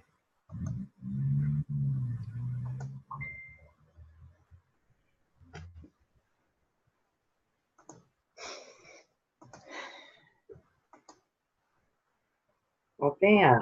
Hi guys, hello. Sorry. All right. So you don't use the third part, okay. No questions. Right. I'm excited. Oh my God, I have not stopped, ladies, all day. What the hell just happened? If we could market your energy, Lillian, we'd all be bazillionaires. Okay, we can actually talk about that. I love it. Okay. We can actually talk about that. But, in reference to like what I take, and I actually did take some pills today, and I'm going to show you what they are. But they're not like Stephen gives them to me. Actually, Yeah. okay. So after this, I have right now in the other room. They're painting mandalas. Oh. That's a Freestyle Friday. That's what we're doing today here. So the art teacher is painting mandalas with people, and then in this room we're gonna do the you guys The bay leaf, yeah. the whole moon, yeah. Yeah, from 8 to 8:30 I'm gonna be doing trance healing on you guys, and then from 8:30 I'm gonna go live, and we're gonna sit in this room, and you guys get to watch how we're doing it, and everybody's gonna actually do it live. So it's gonna be exciting. So all right, moving on. Hazel, we're waiting for Hazel. We're waiting for Ariel. You guys let me know when you're back. Oh, brilliant. Hello, my love. Hi, Hazel. Okay, just want to make sure you were here. If you want to come off, that's fine. No problem at all. All right, let me go ahead and go back here. I actually put a link for you guys. I put a link for you guys in the chat, which I'll explain shortly why and what it's for. So I'm going to share the screen again. Okay.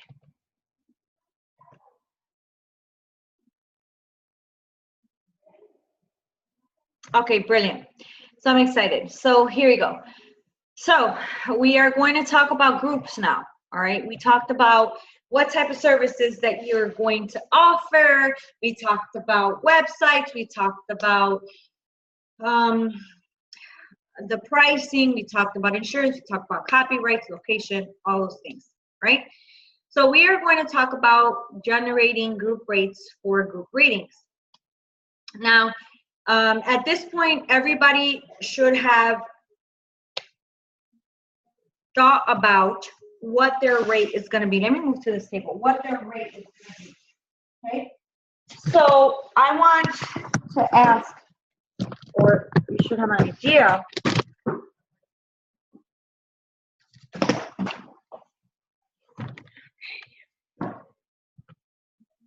So I want to hear what you guys came up with.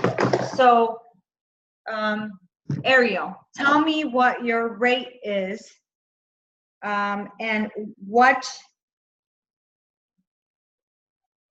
do you market? 30 minutes and 30 minutes and 50 minutes, and what do you charge? And how did you determine what you charge? Is Ariel there? Yeah, I'm here. I charge $100 for 30 to 45 minutes, whether it is a tarot psychic reading or a mediumship reading or a combination of both. I felt that the $100 was fair, so that way, because sometimes I feel like if I do a reading and I can't connect more than 30 minutes, that's all Spirit's given me. That way I don't have to worry about refunds or, trying to prolong a reading that's really done in 30 minutes. Okay. So how did you determine how much to charge? You just looked at your locality and then you said, okay, I'm going to charge $3 a minute based on your experience as well as your locality? Yes. Okay. And in doing that, when you do your groups, what do you offer in your group? Do you have group readings, number one, and what do you offer in your group readings? It's funny you mentioned group readings because that's something that I really want to get into. I've set my pricing for group readings at $125 for the first hour, and then I think I'll do $50, every 30 minutes or hour after that. But I haven't had any scheduled yet, so I've never really done one. Okay. Who else does group readings in this group here? No one else? You, Buffy? Yeah, I do also, and I'm right around. Me and Ariel kind of when we're trying to schedule doing groups together.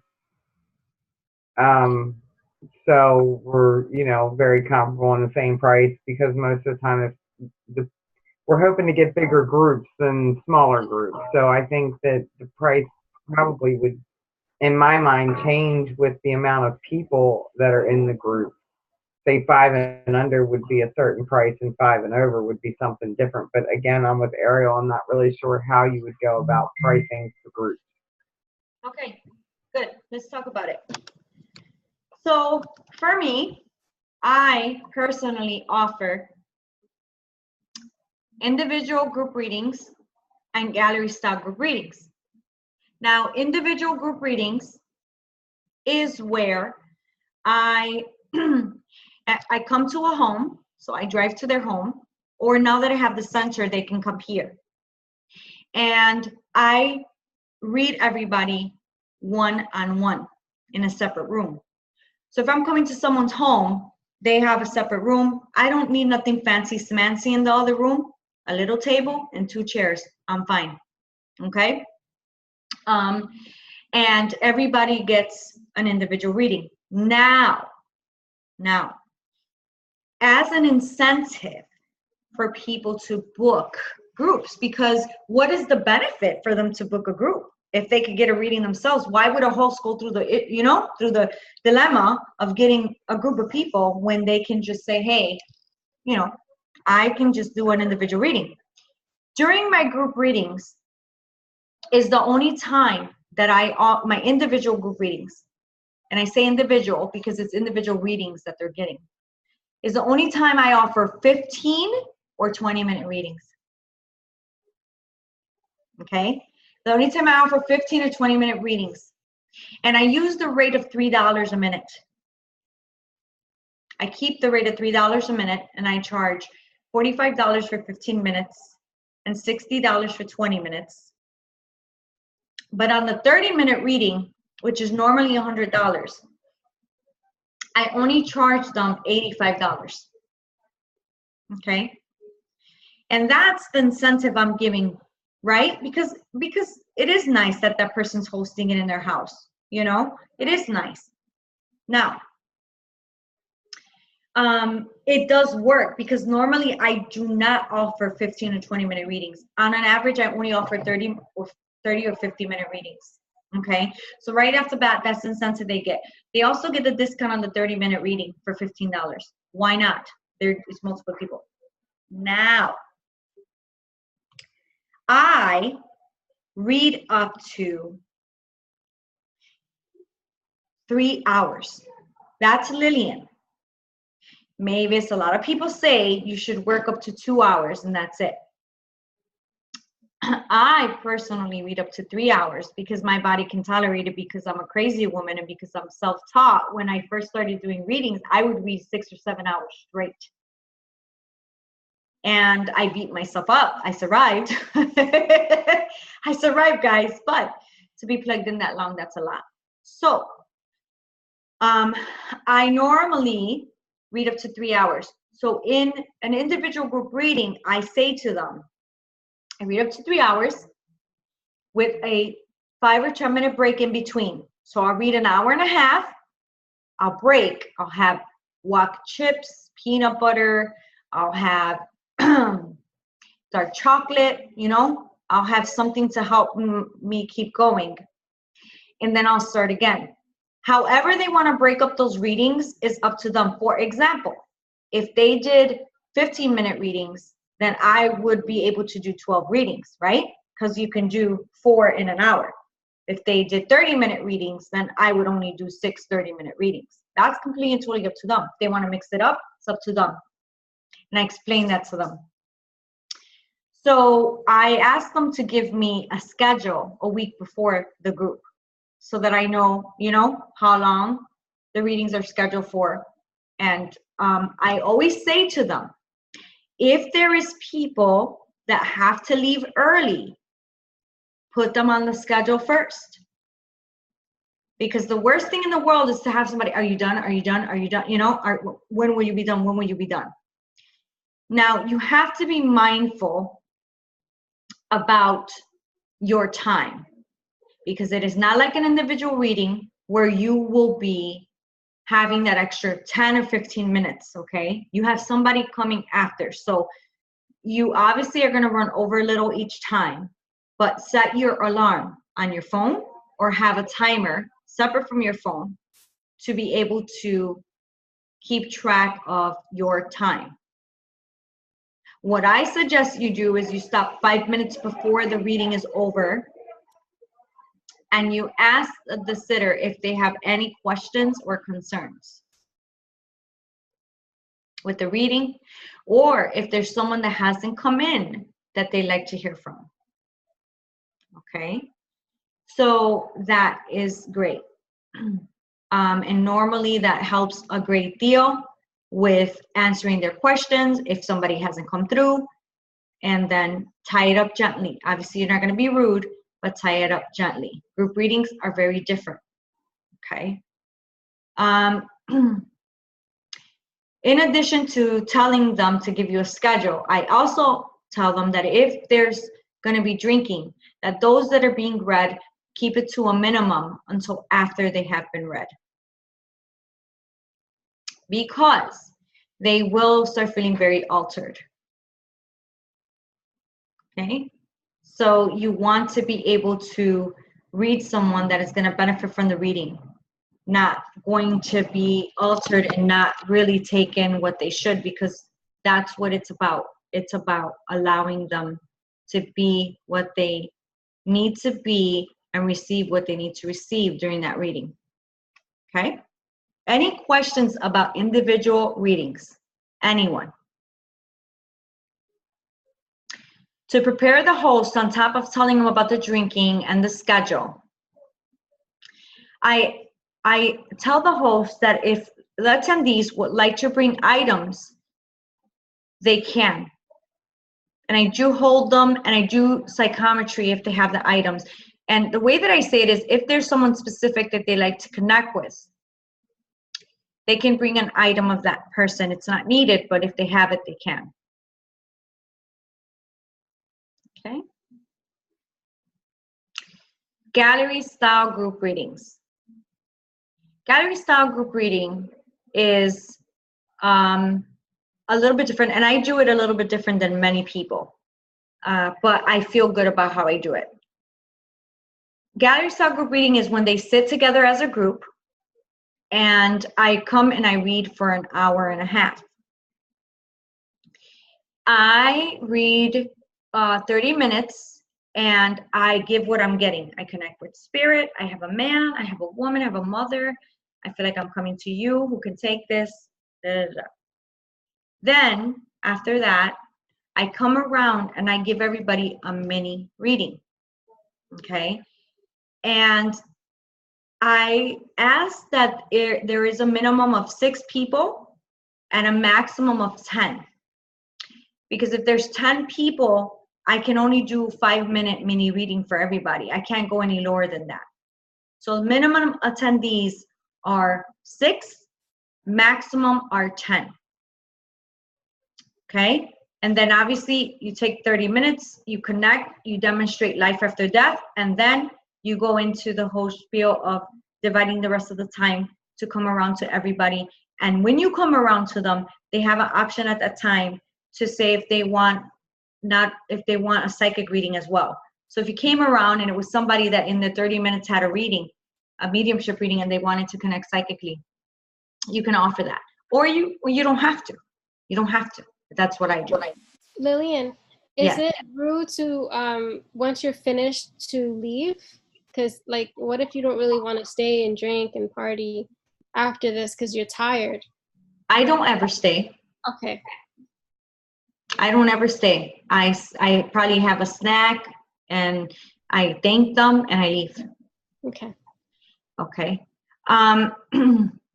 So that's how many attendees I allow, and that's because I offer mini readings. But if you want to do a gallery style sit down and not offer the mini readings, that's fine.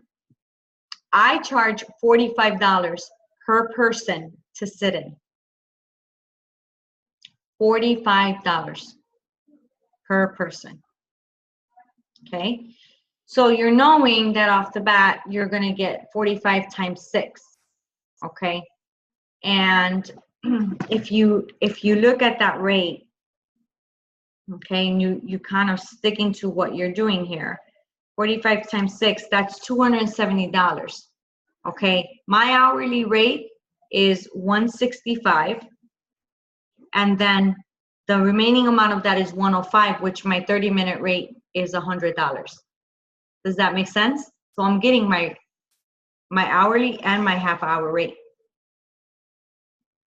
That's how I determine my rates. Some people determine their rates based on what they charge for an hour. It's up to you. It's up to what you want to do. Okay. In both cases in these groups, I always make a mist specifically for the group. So I'll ask Spirit, what is it that the needs are for this group? And when I come in to the room, I will mist the room and I will clear it. And with every person that I read, when they leave, I mist the room again. So I mist before and in between each sitter. Okay, and I give the mist to the host if they want it. They don't want it, that's fine, take it back. Sometimes they might not. But you can explain to them that they could clear their house, misting the corners of the house, and it's a way of you giving back and thanking them for allowing you to be there. Makes sense? So every group is very unique, very different. I like using the mist because if somebody has asthma, then you're not using sage or something loud that is going to make them cough to death. Okay, because you have to be mindful now, you're coming to other people's homes. Also, guys, if you are allergic to cats or dogs, be mindful. You're walking into homes with cats and dogs. So if you are allergic, make sure you take your antihistamine. Because one time I went to do a group and there was cat hair and I touched my eye and I was dying and my eye was swollen for days. Okay, so remember, you're going into someone else's home, they have different pets. If you have those type of allergies, ask them to place their animals in a separate room. Very, very important. Those are things that you do not think about that are very, very important. Okay. You also can offer house clearings, which this is not about house clearings because this is what do I do, you know, as a medium. But if you're somebody that's doing it, you should charge an hourly rate. That's what I charge. I charge an hourly rate when I come out and I clear their home and I give them a little clearing kit so they can stay with it. Okay? Brilliant. Any questions? Anybody have any questions about the individual group rates or the gallery group rates? I have one question. Yes. How far will you travel and how do you take that into consideration? Brilliant. Mileage. There is a thing called Mile IQ. And I don't know if they have it in Canada, but it's called Mile IQ and you can download it. And when you're traveling, it'll track your mileage. Just want to say that because to and from, you can write that off in your taxes. I travel up to 2 hours away. Okay. For example, next Saturday, I'm going, not this Saturday, following Saturday, I'm going to Wisconsin, which is like an hour and a half away. Okay.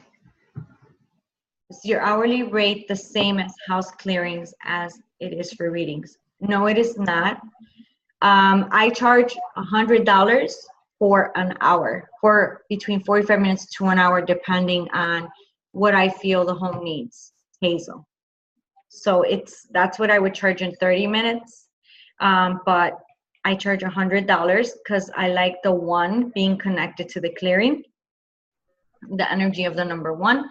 And I give them a kit with like Palo Santo and a spray and salt, sea salt, and I kind of show them, not only do I clear it, but I show them, I take the time to show them what to do within the home. And if I'm there and there is things that I need to interact with that then will require a reading, then that's all included in that time. Because sometimes you have to and kind of tell them, hey, this is what I feel, this is what it is, you know? Lillian, how long typically does it take to clear a home? So typically, honestly, about 45 minutes to an hour. And it depends on each home, to be honest, but that's an average. And do you have to like speak, like, I clear this room, like, do you have to like, or can you do it in your mind? Because I've been asked to clear homes and I just don't really know what to do. Yeah, first of all, preparation for that is you would, obviously ask your guides to walk with you through the home, your ancestors, your shaman, so your shaman allies, to walk with you in the home and tap in clairvoyantly and see what's going on within that home and feel the energy shifts in each room. Mm-hmm. Look for the energy shifts, and when you feel them, tap in. And obviously, their imprints, so you'd bring your sage or your Palo Santo or your mist And that would be determined based on if does the person have asthma, does the person not have asthma, because if the person has asthma, you definitely want to use a mist versus, right, sage or Palo Santo. And I seal the door with sea salt, okay? And then I like to have the woman of the house present because the woman of the house nourishes and gives birth, okay? The woman of the house nourishes and gives birth to the energy in the home. Okay. So that's important. That's important. So I tell I explain that to her, and then I have her walk around with me, and then I even tell her she can go outside of the home. One of the things that I like to say is for them to put black onyx in the corners of the home, around the corners of the home. And if they're feeling that they want to shield more, black salt is good as well, right? So these are things that you can have to help. And it's good to know too, because when you move into a new home, you want to be able, to clear the new home. Florida water is brilliant. One of the things that in conversation me and Charlie talked about was putting a metal nail in your Florida water, in your mist, because it's the highest vibrating element. It brings that element to it, and you should use that, especially when you're clearing a home or clearing someone. You use it right after, and you feel it very instantly. You really do. You feel it instantly. When you're done, it's like shoot, and then you just feel like you're back to yourself. A nail, like a nail that you would put in a wall? Yeah. Oh, wow. It's got to be an iron nail. It's got to be 100% iron. Oh, okay. Lillian, I have a question about the travel part. Would you normally add a travel fee for driving 2 hours? Okay, so let's go back to the mileage real quick. I'm sorry, guys. I got sidetracked. So going back to the mileage, I do charge by the mile. So whatever that fee is. So it's normally 45 cents here in Chicago, 45 cents per mile. So however many miles that you're traveling, you can charge that on top of, your fee. Gotcha. Thank you. You're welcome. You're welcome. Any other questions in reference to group, individual, or gallery? What is a good way to promote the group readings for those of us who are interested in trying to generate some of those? So honestly, I would raffle one off a month. I know it sounds crazy, but I would raffle one group a month, or maybe every other month or something like that, or maybe do it online, just so that people can see what it's about. Also make a flyer, same thing. You would market this on your marketing day. You'd make a flyer and you would explain what it is that you are marketing, the different types, individual and group. And you could even make a video on it. Do a YouTube video and put it on YouTube, Ariel. And when somebody's interested, send it to them. Send them the link. Wow, great idea. Thank you. You're brilliant. Why do you think on my YouTube I have videos, intro videos for my classes? That helps a lot. Now, Lillian, I have another question. I know that Luann does not recommend, and I know that you do things differently, but she doesn't recommend doing galleries, groups, or readings alone. Always have somebody with you. I noticed that you travel a lot alone. I have always done it that way. What I do is I just give the address to my husband where I'm going, so that he knows where I'm going. And if something happens, he knows where the fuck to go. Gotcha. You never know. But I've done it by myself. I've never had anybody with me. Thank God I've never had any issues with that. I think working alone is important, guys. It really is. Because that's how you're going to market your name. I like working with people too. Don't get me wrong. Sometimes my students go with me to my groups. Right. But it's important for you to go alone. Now, one last thing that I didn't talk about. Metaphysical stores in your area. You guys look for spiritualist church. Look for metaphysical stores in your area. Go in there and say, hey, can I come in? Can I, do you ever have anybody come in and offer readings? Okay.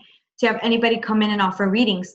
Because it's going to be very important, because you are going to obviously, and Charlie worked in a place before as well.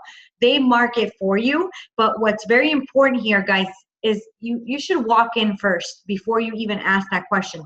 Find the metaphysical store, take a little trip, walk in and see if it feels right to you. See what your guides tell you. If you feel nauseous, if you feel some type of way, don't even ask. That's your guide telling you? No. And Lillian, so when you go there, would you be open to maybe them scheduling you once a month and then having people come in that day, or yes, on an on-call basis? It depends on what they do. Okay. I know that I've taught like a 4-hour class in a shop before. I've come and done readings, and normally how that works, guys, is they'll take a percentage. So they'll take, let's say 30%, you take 70, okay? So it's kind of how that works. Yoga studios, okay? Not only just metaphysical places, but yoga studios. Sometimes they'll have a medium or a reader come in, right? Mind, Body, and Spirit Expo, healing expos. You can buy a booth there, and you can bring your stuff, okay?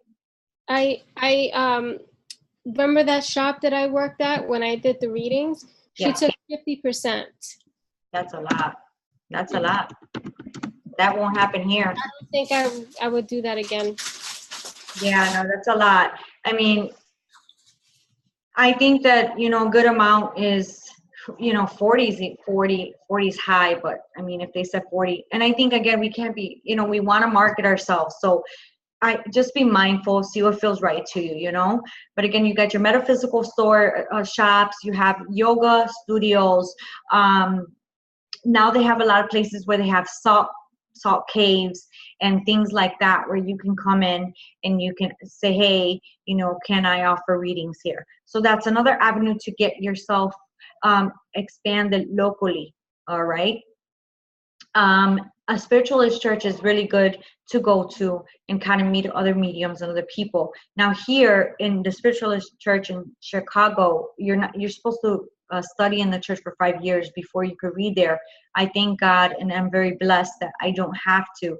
And when I go there on Sundays, they allow me to read in the platform, which is it is such a privilege and an honor.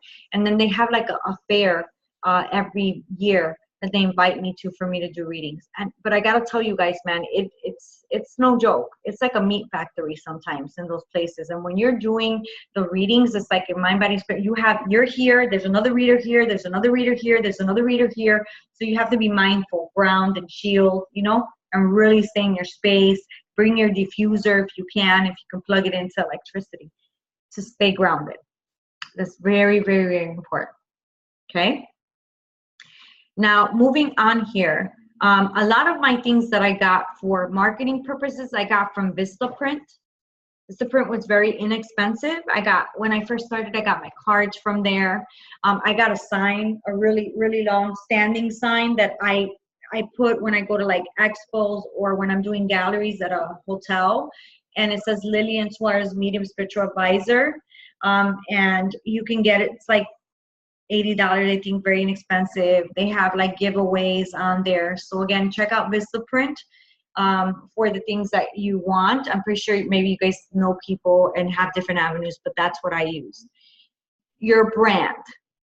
When you're coming up with your brand, make it your own.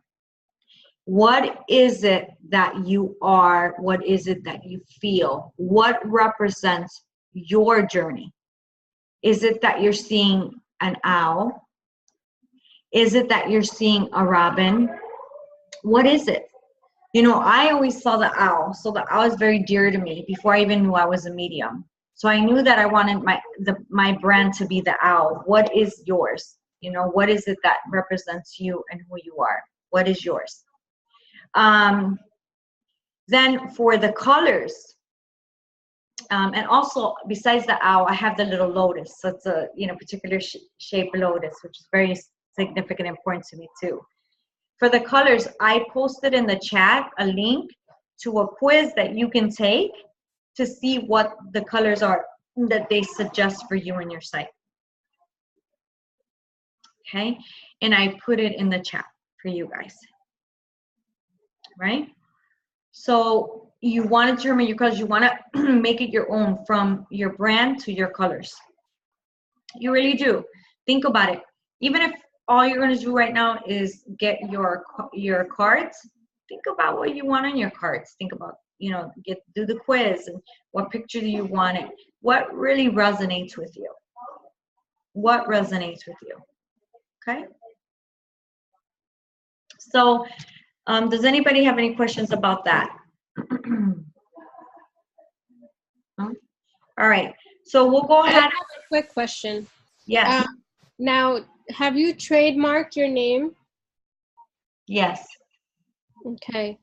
Yeah, I was thinking about doing that. I just don't know where do you go to do that? I'll find the information. Charlie, do you have a particular one that you used at all? Because I'm in Michigan, I actually went through the same guy that does my insurance, and he took care of everything for me. I pay I think it's $18.99 a month, and he literally took care of everything. So I don't think there's a lot of Charlie McBrides. That was my first thing. There can't be that many, and actually there's 3. One is a huge football star. So yeah, it's kind of a big deal to have that. And I highly recommend it. Definitely look in your local area, your state, because I know every state is different. Again, because it's online, I was able to use that copyright witness.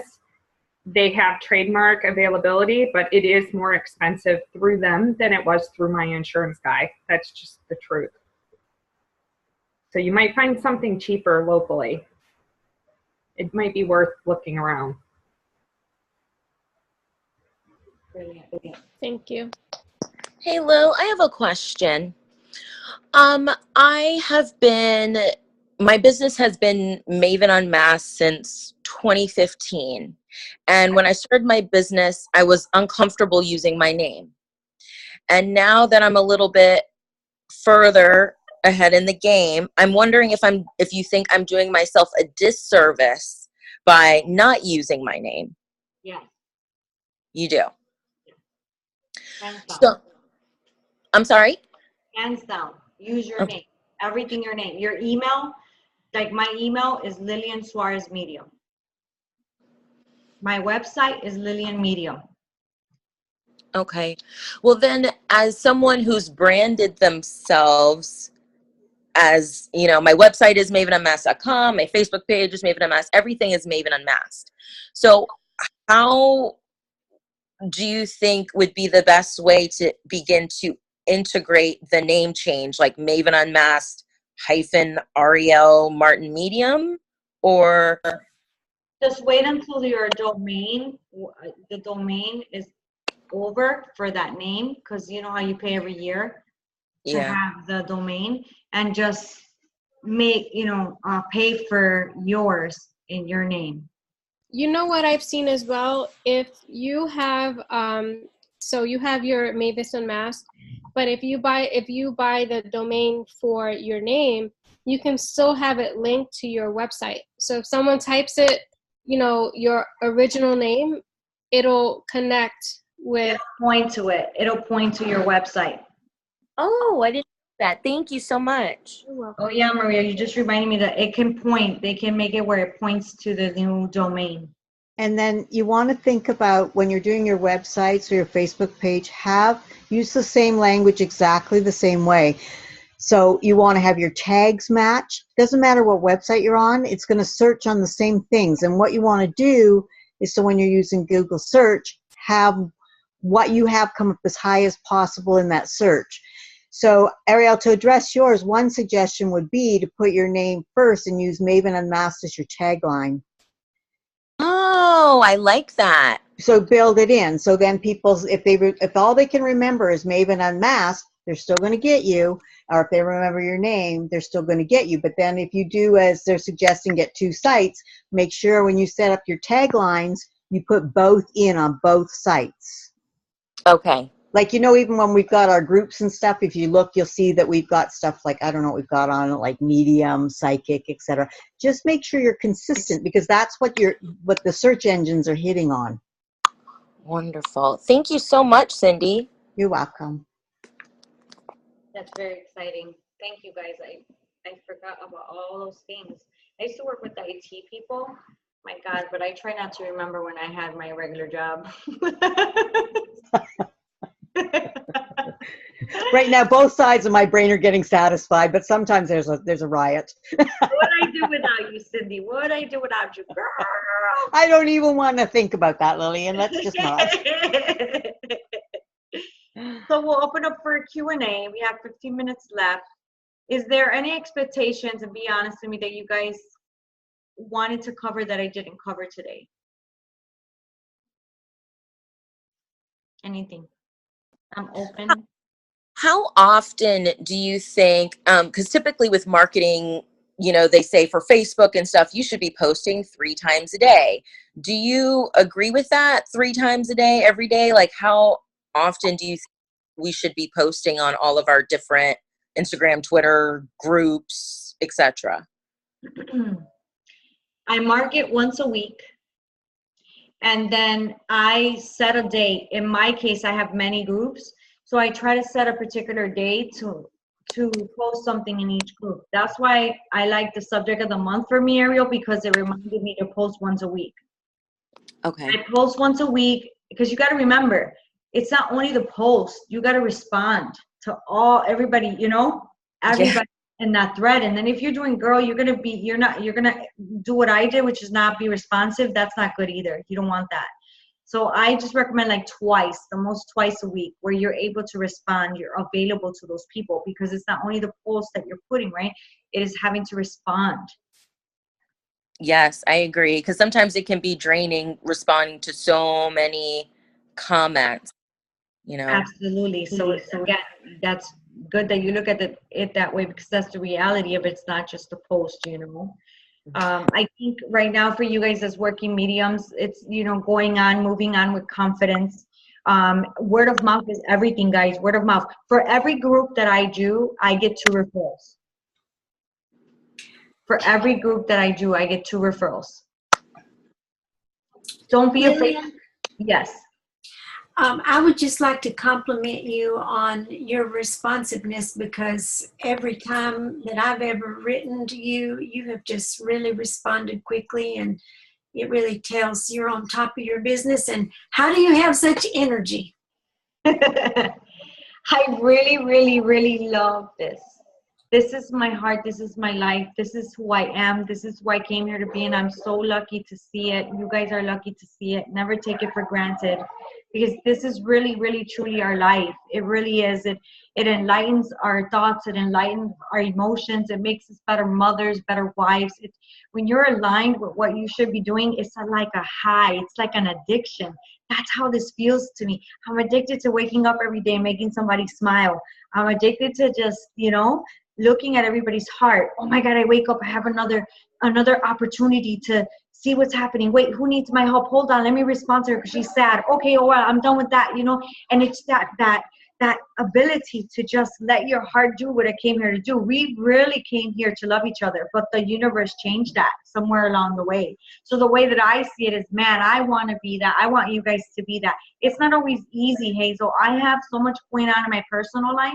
This enlightens me. It helps me. People say, Lillian, I don't know how you do it, but you know what, Hazel? This really helps me to be grounded and to be humble, and recharges me, because in my human experience, it's so dense sometimes, guys. It's so hard. It's so harsh. It's so sad. And then when I do this and I read somebody or I teach, I feel like, woo! like I'm back up again, you know, like my thoughts go high and my aura goes to an expanded place instead of it being contracted. And that's why, you know, it's just that love, and you have it in you. We all have it. We all have it, you know, and we're lucky enough to have found it. We really are. We really are. And I can't tell you, like, this right here is being full. This is being full. And I want to be full for the rest of my life. And it's nothing outward. It really isn't, guys. It really isn't outward. It's everything inward. If we are full inside, then we will be full outside. I believe that. I believe that with all I've got. And I mean, I've been through some stuff, and I think, oh my God, why am I going through this? You know, I don't get this. Like, oh, why am I going through a house fire? Why am I going through an addiction with my son? Why am I going through like all this stuff? I don't get it, you know, but because I do this work, it always brings me back to gratitude, Hazel, and it helps me to deal with my life. Thank you for sharing that. Thank you very much. I hope you guys see it that way. Again, remember, be on time. That's very important. Be on time for your readings. I learned the hard way. I wasn't. If you offer something, be available, be there. Thank you, Hazel, for telling me that, because I'm hard on myself to really be there, really try to be responsive.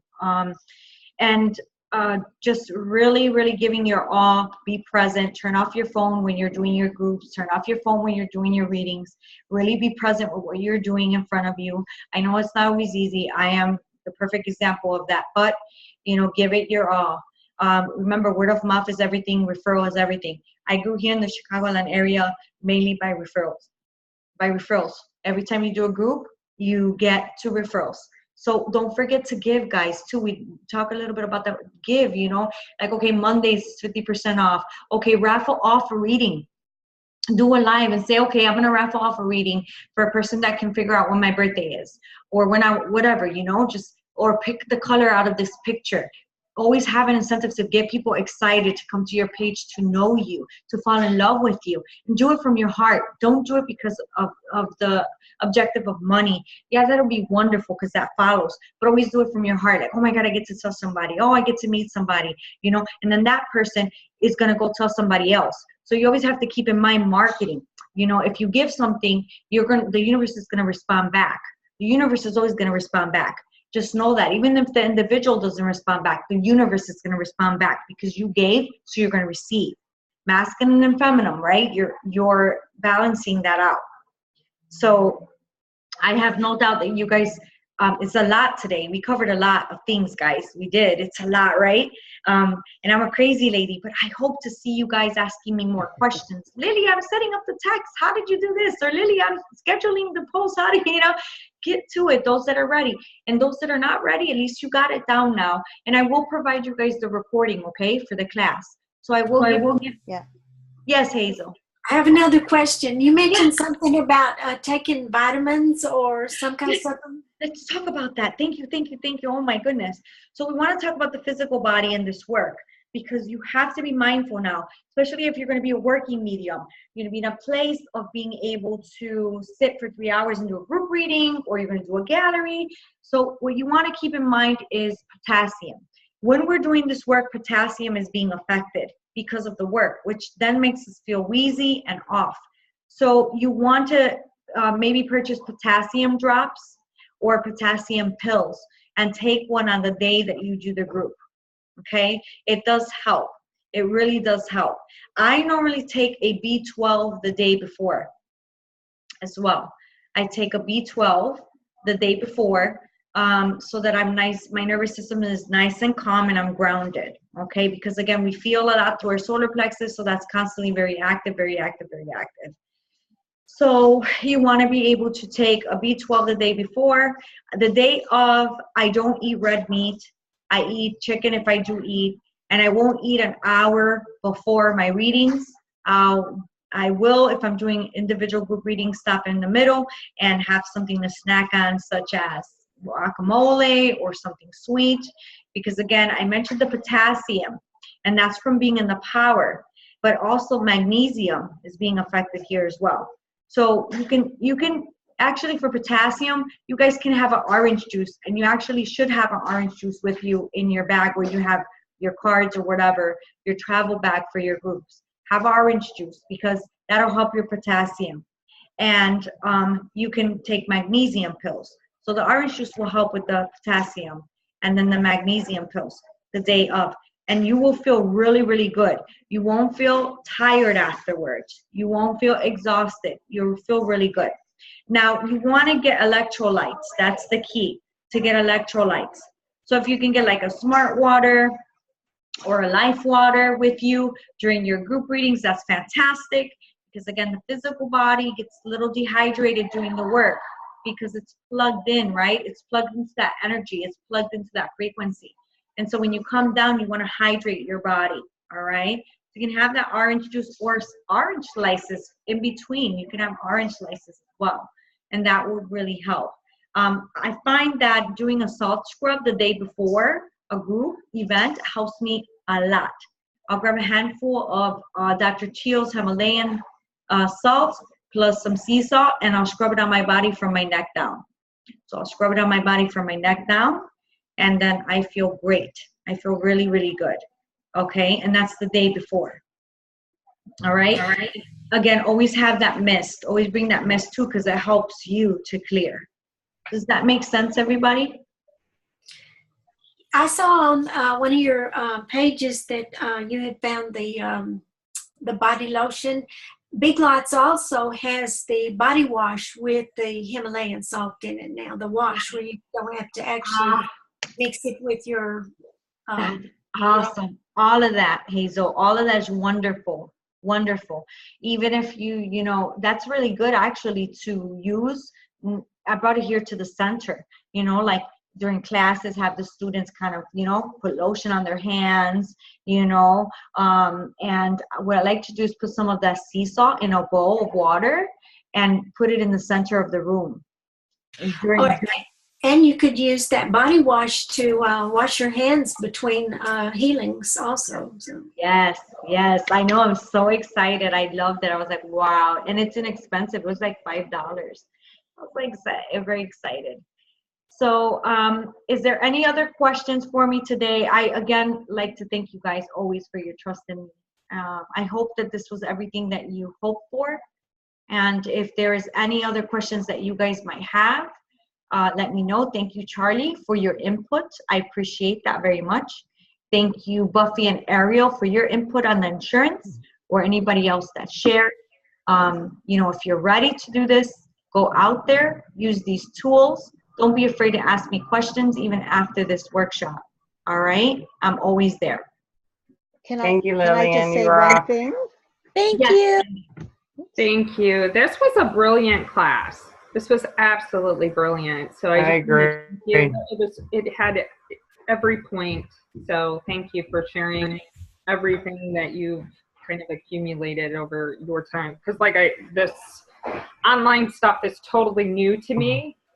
I'm used to face-to-face, so I really appreciate you were extremely thorough. So thank you for that. Thank you, Charlie. Thank you, everybody, because I want to give you guys everything I've got. Come on, let's do this. Let's go heal some souls. Let's go hear some more. Let's heal the world.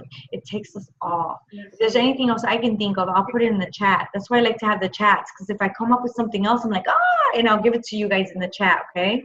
Yeah. Awesome. Lillian, the biggest thing you have is integrity. You come from your heart, and it's with integrity. I mean, not that long ago, I shared with you that one of the Canadian mediums had lost everything, because her admin stuff was not done. And this is someone who had a TV show. She has a book. She has everything. But all of her admin stuff fell behind. She was not, honoring everything. It probably wasn't even her. It was probably her admin stuff. But she's lost that. But you always honor it. You act professionally with integrity, and you're coming from your heart. So that's something that's hard to teach, but you're leading by a fabulous example, my friend. Oh, thank you, guys. Agreed. Means a lot.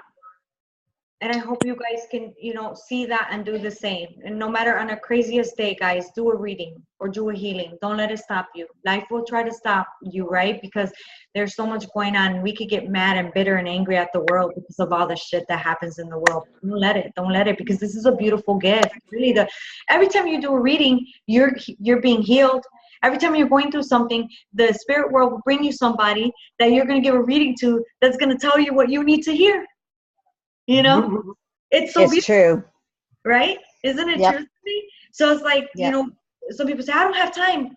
Maybe they're not ready. I get that. I'm not going to say anything. But, and another thing I want to say, guys, please stay genuine to yourself. Take 50 classes, but don't change you. You know, improve your mediumship. Take what works, strengthen it, but keep you. Because you were given your soul uniquely. I was given mine. Buffy was given hers. We're all unique. We're different. If we try to be somebody else, their soul is occupied. So it's not going to work. We're hitting a brick wall. Good point. Well, I like that. Their soul is occupied. Their soul is occupied while our soul is saying, what the fuck? I love you. I swear I love you. For? What the heck? Been with you since before you were born. You know? So some people, they cannot handle me. I'll tell you what, I had to sign up for my mentorship, and the following week she was like, can I have my money back? She's like, you're gonna what? You're gonna make me read? No. You know, she was I was like, oh my God, I thought you're so brilliant. It's okay, you know, it's fine, no problem. I got you, you know, it's not a problem. But I just go really fast. And guys, it's not because like my energy, I listen to my guides. I'm so surrendered to them that I just listen. I want you guys to be the same. Be yourself. If you're in a class, take what resonates and leave the rest behind. Yep. Don't try to make something fit because you're going to mess your mediumship up. You're going to mess your journey up, and you don't want to do that. You don't want to do that. Exactly. So I love you guys so much. Those that are joining me for the Bailey ritual, I'll see you guys at 8:30, and the trance healing is going to start at 8 from 8 to 8:30, and then I'm going to go live on the full moon to do the Bailey thing. I'm so excited. I haven't done that in forever. Yeah, please go live because it's pouring down raining and thunderstorms here. I'm not going to see the moon. I'm going to go live. We're going to go nuts. I had plans of doing a fire and going out there and sitting. Not happening. Pouring down raining. Oh, don't worry. I got you, girl. All right. Love y'all. Have a good night. Yay. Bye, guys. Love y'all. Bye. Recording. Bye for now. Bye.